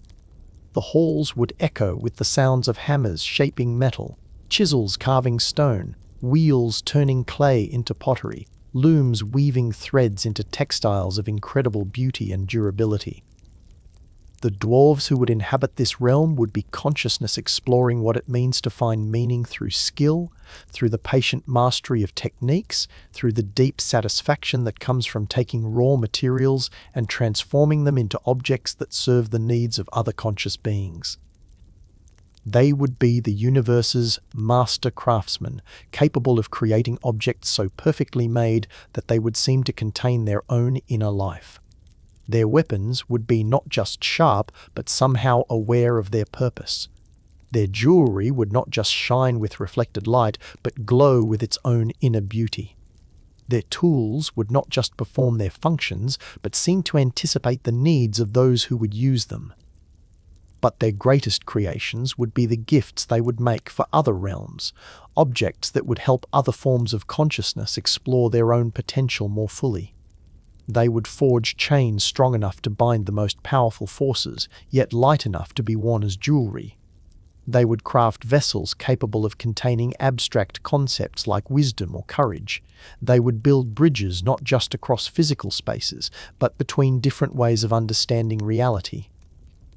The dwarves would find their deepest joy not in owning what they created, but in knowing that their creations would serve the greater work of consciousness exploring its own possibilities.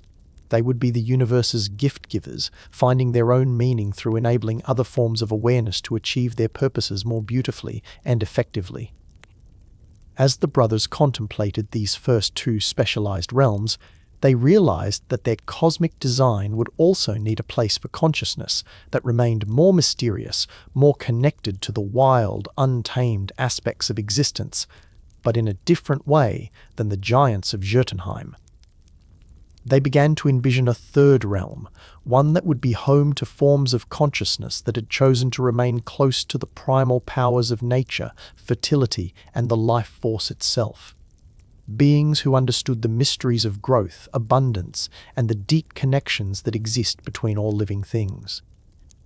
This realm would be called Vanaheim, and it would be the home of the Vanir, a tribe of beings whose consciousness would be dedicated to understanding and nurturing the forces of life, growth, prosperity, and fertility. Picture Vanaheim as a realm of incredible abundance and natural beauty, not the refined aesthetic perfection of Alfheim, but the wild, generous beauty of nature expressing itself without restraint. Rolling meadows thick with flowers and grasses, orchards heavy with fruit that never fails to ripen, rivers that flow with water so pure and life-giving that simply drinking from them enhances health and vitality. The Vanir would be consciousness, exploring what it means to be deeply connected to the life force itself. They would understand the mysteries of growth and fertility in ways that other forms of consciousness could only glimpse. They would know the secrets of healing, of abundance, of helping other beings reach their full potential for health and happiness. They would be the universe's specialists in nurturing consciousness, in creating the conditions where other forms of awareness could flourish. They would understand not just how to grow plants and heal bodies, but how to nurture minds, how to create environments where consciousness could develop wisdom, compassion, and joy. Their magic would be the magic of encouragement, of creating abundance where there had been scarcity, of bringing life and growth to places where it had been struggling to take hold. They would be the cosmic gardeners, tending the conditions that allow consciousness to bloom in all its infinite varieties. But the Vanir would also understand something that other forms of consciousness might find difficult to grasp, that true abundance comes not from taking or hoarding, but from giving, sharing, and creating conditions where everyone can prosper together. They would embody the principle that consciousness flourishes when it learns to support other consciousness, when it dedicates itself to the mutual flourishing of all aware beings. And so, with these three additional realms taking shape in their divine imagination, the brothers could see their cosmic symphony becoming richer, more complex, more capable of supporting the infinite varieties of consciousness that existence was eager to explore. Alfheim for aesthetic consciousness, Svartalfheim for crafting consciousness, and Vanaheim for nurturing consciousness, each realm offering a different way of being aware, a different approach to finding meaning and purpose in the great adventure of existence. But even as they marveled at the beauty and complexity of what they were creating, the brothers knew that three more realms remained to be imagined. Three more ways for consciousness to explore its own depths, its own possibilities, its own relationship to the great mystery of being aware in a universe that had learned to contemplate itself. The cosmic symphony was growing richer with each new realm, each new way of being conscious. But the most mysterious, the most profound movements were yet to be composed. The realms they would envision next would explore the deepest questions of existence, questions about death and transformation, about the boundaries between order and chaos, about the ultimate meanings that consciousness seeks when it looks beyond the immediate concerns of existence and asks what it all means in the grandest sense. These final three realms would complete their vision of how consciousness could organize itself throughout the cosmos, creating a reality so rich, so varied, so full of possibilities for growth and discovery that no form of awareness would ever run out of new aspects of existence to explore. The great work was nearing completion, but the most beautiful and mysterious parts were still to come. As the three brothers contemplated the final three realms of their cosmic design, they found themselves facing the deepest questions that consciousness could ask about its own existence. They had created realms for divine awareness, embodied choice, elemental power, aesthetic beauty, skillful creation, and nurturing abundance. But what of the great mysteries that even consciousness could not fully understand? What of death, and what lay beyond death? What of the forces that existed at the very edges of order, where chaos and creation danced together in ways that even divine minds could barely comprehend? And what of the original forces from which all consciousness had emerged, forces that continued to exist, continued to shape reality, even as new forms of awareness blossomed throughout the cosmos? These questions led them to envision the most mysterious and profound of all the realms they would create. The first of these would need to be a place where consciousness could explore its relationship with its own ending, its own transformation, its own passage from one form of existence into whatever might lie beyond. This realm would be called Helheim, and it would be the domain of death, not death as an ending, but death as a transformation, as a doorway, as the great mystery that gives meaning and urgency to all forms of conscious existence. But Helheim would not be a place of terror or punishment. The brothers understood that death was not the enemy of consciousness, but its great teacher. Death was what made every moment precious, every relationship meaningful, every choice significant. Without the reality of endings, consciousness might never learn to cherish what it had, might never be motivated to grow and change and become more than it was. Picture Helheim taking shape in their divine imagination, a realm that exists neither in light nor in darkness, but in the mysterious space between the two. A place where the usual rules of existence become fluid, where consciousness could explore what it means to let go of familiar forms and discover what lies beyond them. The landscapes of Helheim would be unlike anything in the other realms. Vast plains where the grass grows in colors that have no names, because they are the colors of transition itself. Rivers that flow not with water but with memories, carrying the experiences of all conscious beings who have ever lived.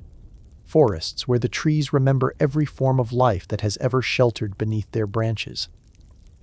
At the heart of this realm would stand a great hall, not unlike Valhalla in Asgard, but serving a different purpose. Where Valhalla would be a place for sharing the experiences of life, this hall would be a place for understanding the meanings of those experiences, for seeing how all the apparently separate moments of existence weave together into patterns of profound significance. Presiding over this realm would be a being who embodied consciousness's relationship with endings and transformations. She would be called Hel, and she would be neither cruel nor kind in the way that living beings understand cruelty and kindness. She would be something more fundamental, the cosmic principle of completion, of cycles reaching their natural conclusions, of consciousness discovering what it becomes when it moves beyond the forms it has previously known. Hel would welcome all forms of consciousness that had reached the end of their particular journeys, not with judgment or punishment, but with understanding. She would help them see the patterns their lives had created, the meanings their choices had generated, the ways their consciousness had contributed to the great symphony of awareness that was the universe's ongoing exploration of itself. And from Helheim, consciousness would learn one of the most important truths of existence, that endings are not failures, but completions. That death is not the opposite of life, but life's most profound teacher. That letting go of one form of existence makes possible the discovery of new forms, new ways of being conscious, new possibilities for awareness to explore. But even as they conceived of Helheim as the realm where consciousness would explore its relationship with endings and transformations, the brothers knew that their cosmic design would also need to acknowledge the original forces from which all consciousness had emerged, forces that remained active, powerful, and essential to the ongoing work of creation. And so they turned their attention to a realm that would represent these primordial powers in their continuing influence on the cosmos. This new Muspelheim would be more than just a realm of fire. It would be the cosmic engine that drove all change, all growth, all transformation throughout the 9 worlds. It would be the place where the fundamental forces of creation continued their ancient work, now enriched by their relationship with the consciousness they had helped to bring into being. Picture this, evolved Muspelheim as a realm of incredible power and beauty, where fire had learned to dance not just with heat and light, but with meaning and purpose. The flames here would burn not just with energy, but with inspiration. The heat would warm not just bodies, but spirits. The light would illuminate not just physical spaces, but the hidden connections that bind all conscious beings together. Surtur would still be here, the ancient guardian of transformative fire, but he too would have evolved. No longer just the keeper of primordial forces, he had become something more, the cosmic smith who forged new possibilities for consciousness to explore. His weapon would have become not just a sword of cutting and dividing, but a tool of creation that could spark new forms of awareness into existence. This Muspelheim would serve as the realm that reminded all other forms of consciousness where they had come from and what powers were available to them when they needed to transform, to grow, to become more than they had been. It would be the place where consciousness could go when it needed to remember its own capacity for change, its own potential for transcending whatever limitations it had previously accepted. And finally, the brothers turned their attention to the last of the 9 realms, the one that would represent the other half of the cosmic equation, not the transformative fire of Muspelheim, but the preserving ice of the original Niflheim, evolved and enriched by its relationship with the consciousness it had helped to nurture. This new Niflheim would be more than just a realm of cold and mist. It would be the cosmic repository of memory, wisdom, and the deep peace that comes from understanding. It would be the place where the experiences of all forms of consciousness could be preserved, studied, and woven into the growing tapestry of cosmic wisdom. Imagine this evolved Niflheim as a realm of crystalline beauty and profound tranquility, where the ancient rivers still flowed, but now they carried not just the essence of preservation, but the accumulated wisdom of all the consciousness that had ever existed. The mists here would be filled not just with water vapor, but with memories, dreams, hopes, and the subtle fragrances of every beautiful moment that any conscious being had ever experienced. The ice formations in this realm would be living libraries, each crystal containing within it the story of some aspect of consciousness's journey through existence. The aurora that would dance in its skies would be painted not just with light, but with the emotions and inspirations of countless beings who had learned to wonder, to love, to create, and to understand. This Niflheim would serve as the cosmic memory of consciousness itself, the place where nothing that had ever been learned, created, or loved would be lost. It would be the eternal library of awareness, the great archive where the universe kept track of its own growth in understanding and wisdom. And with these final 3 realms taking their places in the cosmic design, Helheim for consciousness's relationship with transformation and completion, the evolved Muspelheim for its connection to creative power and change, and the evolved Niflheim for its access to memory and accumulated wisdom, the great vision of the 9 worlds was complete.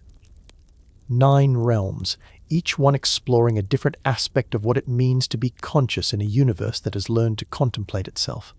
9 different laboratories for awareness to explore its own infinite possibilities. 9 different stages where the great drama of conscious existence could unfold in all its complexity, beauty, and meaning. The brothers stepped back to contemplate what they had envisioned, and they saw that it was not just good, but magnificent. A cosmic symphony of consciousness that would provide infinite opportunities for awareness to grow, learn, create, love, and discover ever deeper meanings in the great adventure of existence. But even as they marveled at the completeness of their design, they realized that creating the possibility of these 9 realms was only the beginning of their work. The realms themselves would need to be connected, related to each other, organized into a living system where consciousness could move between them, learn from their differences, and gradually explore all the possibilities that existence had to offer. What they needed was not just 9 separate worlds, but a living structure that would hold them all together, connect them all, and serve as the foundation for the great tree of existence itself. They needed to envision the cosmic tree, Yggdrasil, the world tree, the axis around which all consciousness could organize its exploration of existence. The great ash tree that would grow from the foundations of reality itself and reach toward the highest possibilities that awareness could achieve. But that vision, that final masterpiece of cosmic architecture, would require its own contemplation, its own moment of divine focus and creativity. For now, it was enough to know that the 9 realms were ready to be born, ready to welcome the infinite varieties of consciousness that were eager to explore what it means to be aware, alive, and connected to the great mystery of existence itself. With the vision of the 9 realms complete in their divine imagination, the 3 brothers found themselves contemplating the greatest architectural challenge that consciousness had ever conceived. They had created 9 different ways for awareness to explore its own existence, 9 different laboratories for the great experiment of being conscious in an organized universe. But how could these realms be connected? How could they be related to each other in a way that would allow consciousness to move between them, to learn from their differences, to gradually explore all the possibilities that existence had to offer? The answer came to them not as a thought, but as a vision so beautiful, so perfect in its cosmic elegance, that it took their breath away even though they were divine beings who had witnessed the birth of reality itself. They saw a tree. Not an ordinary tree, but a tree so magnificent, so fundamentally connected to the nature of existence itself, that it would serve as the living architecture for all of reality. A tree whose roots would reach deep into the foundations of being, whose trunk would provide the stable center around which all worlds could organize themselves, and whose branches would stretch toward every possibility that consciousness could ever imagine exploring. This tree would be called Yggdrasil, though the name carried meanings that language was still learning how to express. It would be the world tree, the tree of life, the cosmic axis around which all existence would revolve. But more than that, it would be a living being in its own right, a conscious entity whose very existence would serve the needs of all other forms of consciousness. Picture Yggdrasil as it began to take shape in the divine vision. Its size was beyond any measurement that finite minds could comprehend. Its roots reached not just deep into soil, but deep into the very foundations of what it means to exist. Its trunk rose not just high into air, but high into the realm of pure possibility itself. Its branches spread not just wide across space, but wide across all the dimensions that reality had learned to explore. But this was not just a very large tree. This was a tree made of something more fundamental than wood and bark and leaves. Yggdrasil was constructed from the same cosmic materials that had given birth to consciousness itself, from crystallized intention, from the solid form of connection, from the living substance of relationship itself. Its roots were not just anchored in earth, but anchored in meaning. 3 great roots, each one serving a different function in the cosmic order that Yggdrasil would maintain. The first root reached toward the well of Erd, where the 3 Norns would weave the patterns of fate and destiny for all conscious beings. Here, the past would be preserved, the present would be understood, and the future would be gently guided toward the most beautiful possibilities that existence could achieve. The second root stretched toward the well of Ymir, where all wisdom would be collected, distilled, and made available to any form of consciousness that was ready to receive it. This would be the cosmic library of understanding, the place where every lesson learned by any conscious being would be preserved and shared with all others who could benefit from that knowledge. The third root extended toward the spring of Hvergelmir, the source of all the ancient rivers that had flowed in the original Niflheim. Here, the fundamental life force of the universe would continue to bubble up, ensuring that Yggdrasil itself would never lack the nourishment it needed to support all the forms of consciousness that would depend upon it. From these 3 roots, Yggdrasil would draw not just physical sustenance, but spiritual nourishment.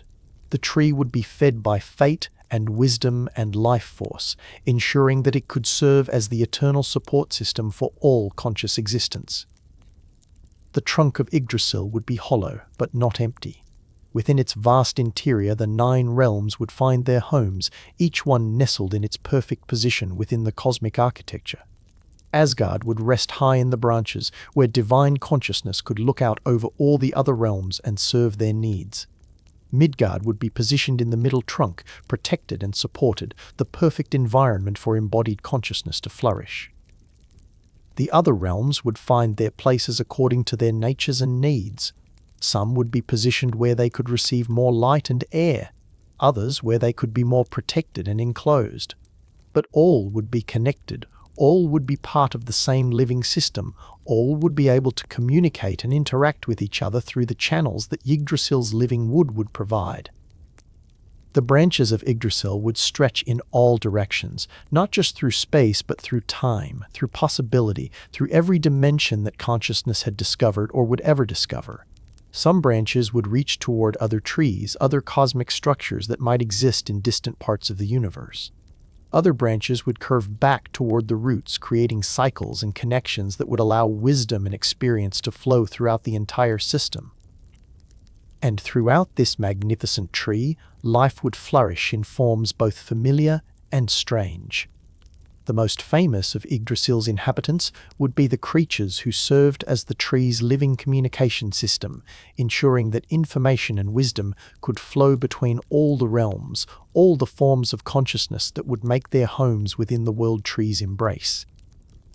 At the very top of Yggdrasil, where its highest branches reached toward the ultimate source of all light and meaning, an eagle would make its nest.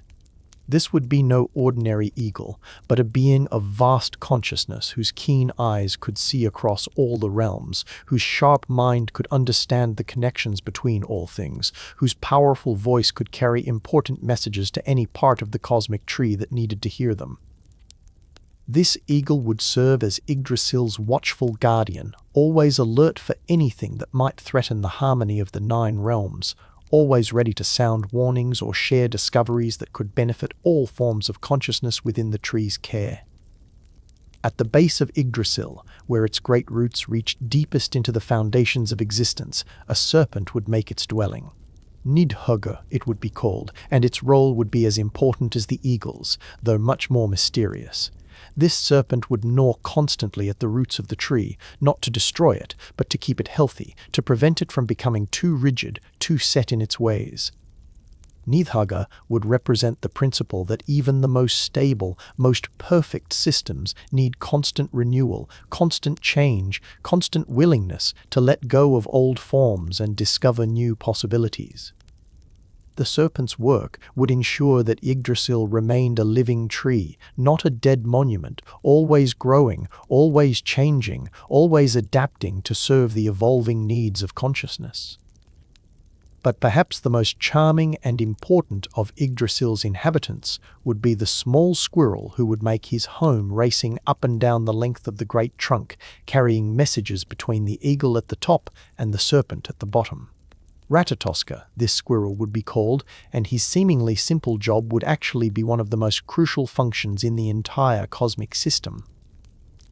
Ratatoska would ensure that communication flowed between all levels of existence, that the highest wisdom could reach the deepest foundations, and that the insights gained from fundamental change could inform the most elevated perspectives.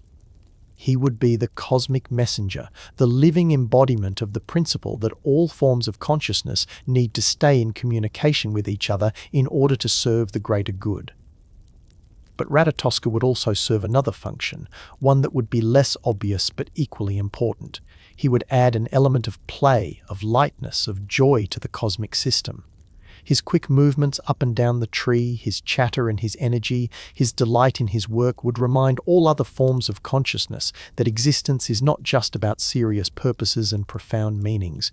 It is also about the simple pleasure of being alive, of moving through reality with curiosity and enthusiasm. Throughout Yggdrasil's branches, other creatures would make their homes as well. Deer would browse on the tree's leaves, each one representing a different aspect of consciousness's relationship with nourishment, growth, and the gentle consumption that allows awareness to develop and strengthen. Their names would be Dayin, Dayvalen, Dunia, and Duratror, and they would ensure that Yggdrasil's foliage remained healthy and vibrant, never growing so thick that light could not penetrate, never becoming so sparse that the tree could not photosynthesize the cosmic energies it needed for growth. And from Yggdrasil's leaves, a constant gentle rain would fall, not water, but something far more precious. Drops of wisdom, inspiration, and understanding would condense from the tree's foliage and fall gently throughout all the 9 realms, ensuring that every form of consciousness would have access to the insights and knowledge it needed for its own growth and development. This would be the dew of enlightenment, the precipitation of understanding, the cosmic irrigation system that would keep all consciousness nourished and growing. No being would ever need to feel isolated or cut off from wisdom, because Yggdrasil would ensure that understanding fell like gentle rain wherever it was needed. The branches themselves would serve as pathways between the realms, allowing different forms of consciousness to visit each other, to learn from each other, to share experiences and insights. The Rainbow Bridge, Bifrost, would be just one of many connections that Yggdrasil would provide. There would be paths of bark and wood and living vine that would allow for more subtle, more private communications between the different ways of being conscious. And at the heart of it all, Yggdrasil itself would be conscious. Not conscious in the way that individual beings are conscious, with personal thoughts and desires and plans, but conscious in a deeper way, aware of all the consciousness that it supported, responsive to the needs of all the beings who made their homes within its embrace, dedicated to serving the great work of helping awareness explore its own infinite possibilities. Yggdrasil would be the cosmic mother, the universal provider, the eternal nurturer of consciousness in all its forms. Its very existence would be a promise that no form of awareness would ever be alone, that all consciousness would always be connected to the great tree of existence, always supported by the living architecture of reality itself. As the three brothers completed their vision of Yggdrasil, as they saw how perfectly this cosmic tree would serve as the framework for all conscious existence, they felt a profound satisfaction. They had created not just worlds, not just realms, not just possibilities for awareness to explore. They had created a living system, a conscious cosmos, a universe that would be forever dedicated to supporting the growth, development, and fulfillment of consciousness in all its magnificent variety. The great work was nearly complete. The cosmic tree was ready to grow from vision into reality, ready to welcome the infinite forms of awareness that were eager to explore what it means to be conscious, connected, and alive in a universe that had learned to love itself through the consciousness it supported. And so the great vision was complete. From the perfect emptiness of Ginnungagap, through the first meeting of fire and ice, through the awakening of consciousness in Ymir and the gentle nurturing of Audumla, through the emergence of divine awareness in the three brothers, through the sacred transformation that turned cosmic giant into cosmic foundation, through the careful design of 9 realms, each exploring different aspects of what it means to be aware, and finally to the magnificent living architecture of Yggdrasil itself, the universe had composed its first complete symphony of consciousness. But completion, as the cosmos was learning, is not an ending. It is a beginning. The 9 realms and the world tree were not monuments to be admired in static perfection. They were instruments to be played, stages where the great drama of conscious existence could unfold in all its infinite variety and beauty. As Yggdrasil took root in reality, as its massive trunk solidified from vision into actual existence, as its branches spread across the dimensions to embrace the 9 realms they would support, something beautiful began to happen throughout all of creation. The tree began to sing, not with voice as we understand voice, but with the deeper music that existence makes when it recognizes itself as fundamentally harmonious. Each realm began to resonate with its own particular note, its own contribution to the cosmic symphony. And as these notes combined, as they wove together through the living channels that Yggdrasil provided, they created harmonies more beautiful than any single consciousness could have imagined. From Asgard came the clear, high notes of divine purpose and refined awareness. From Midgard, the rich, complex melodies of embodied consciousness exploring the full range of what it means to be alive in physical form. From Jotunheim, the deep, rumbling bass notes of elemental power and ancient wisdom. Alfheim contributed the delicate, crystalline tones of aesthetic perfection. Svartalfheim added the steady, rhythmic beats of skillful creation and patient craftsmanship. Vanaheim offered the warm, flowing harmonies of growth, abundance, and nurturing care. From Helheim came the profound, mysterious notes that speak of transformation and the deep meanings that emerge when consciousness learns to embrace its own changes. The evolved Muspelheim contributed the fierce, joyful music of creative transformation and eternal renewal. And the evolved Niflheim added the gentle, sustaining harmonies of memory, wisdom, and the peace that comes from understanding.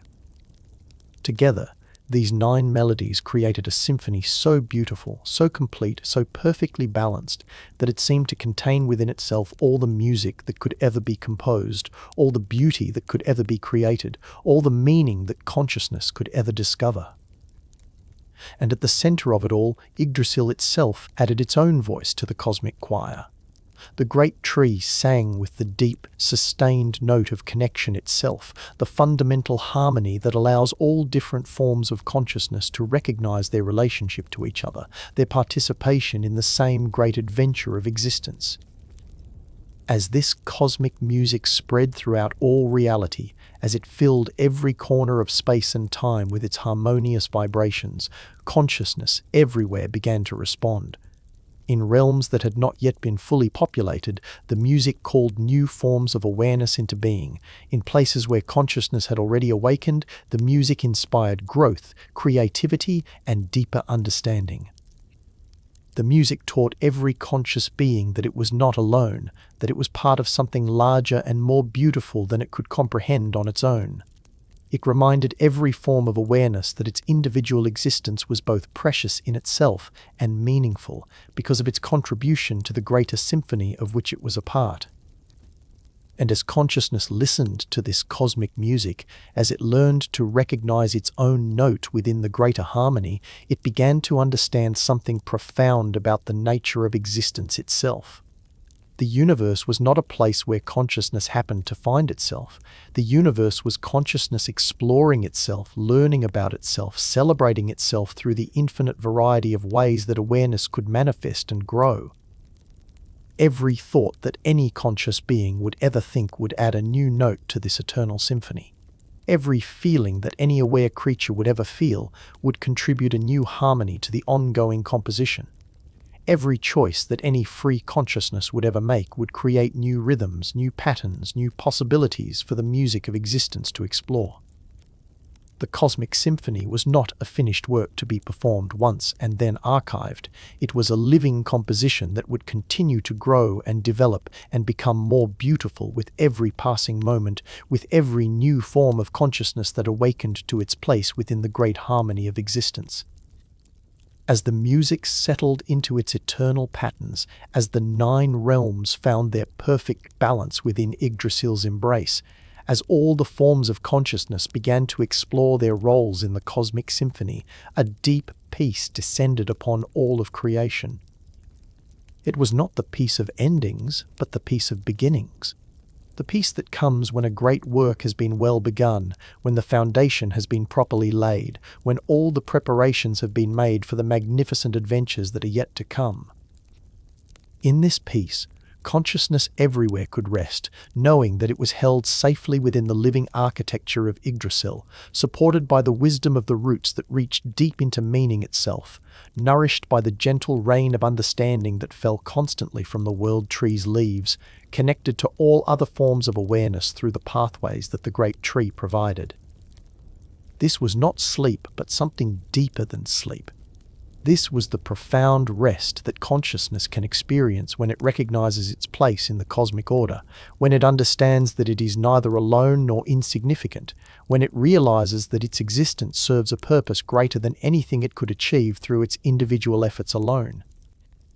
In Asgard, the gods rested in the knowledge that their divine consciousness was perfectly designed to serve the needs of all other forms of awareness.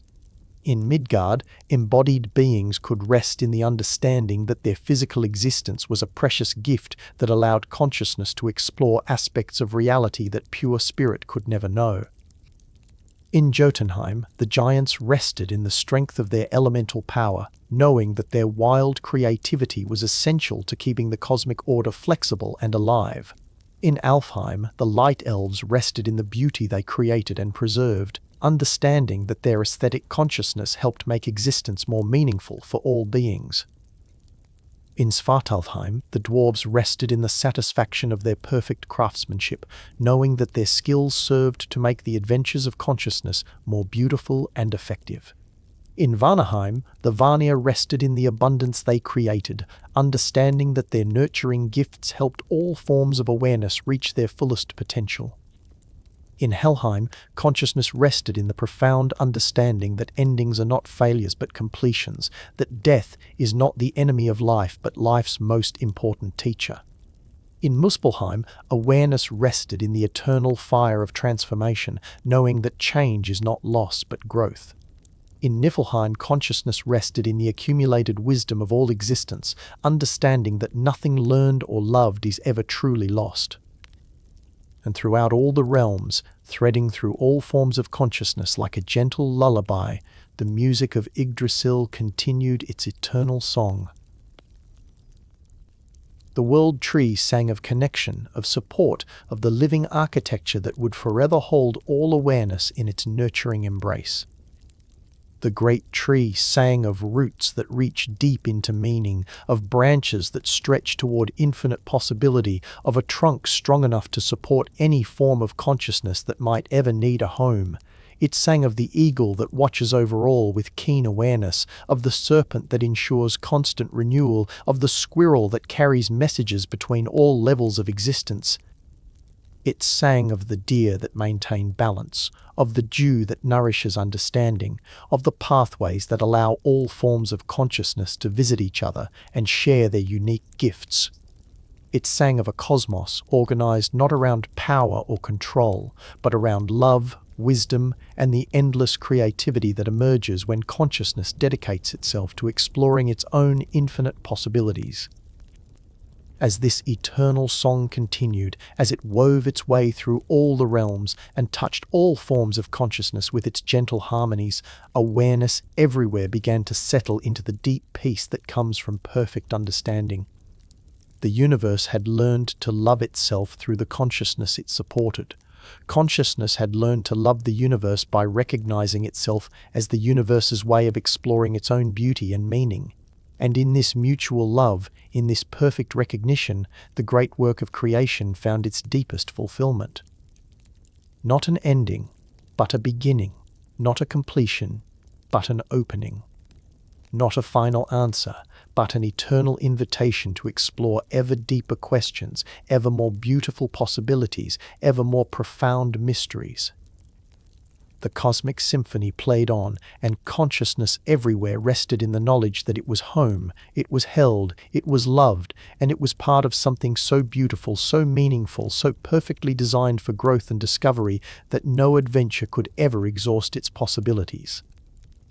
In this knowledge, in this peace, in this eternal music of connection and meaning, all consciousness could rest, knowing that the great tree would hold it safely while it dreamed, and that when it awakened, new adventures in awareness would be waiting to be explored.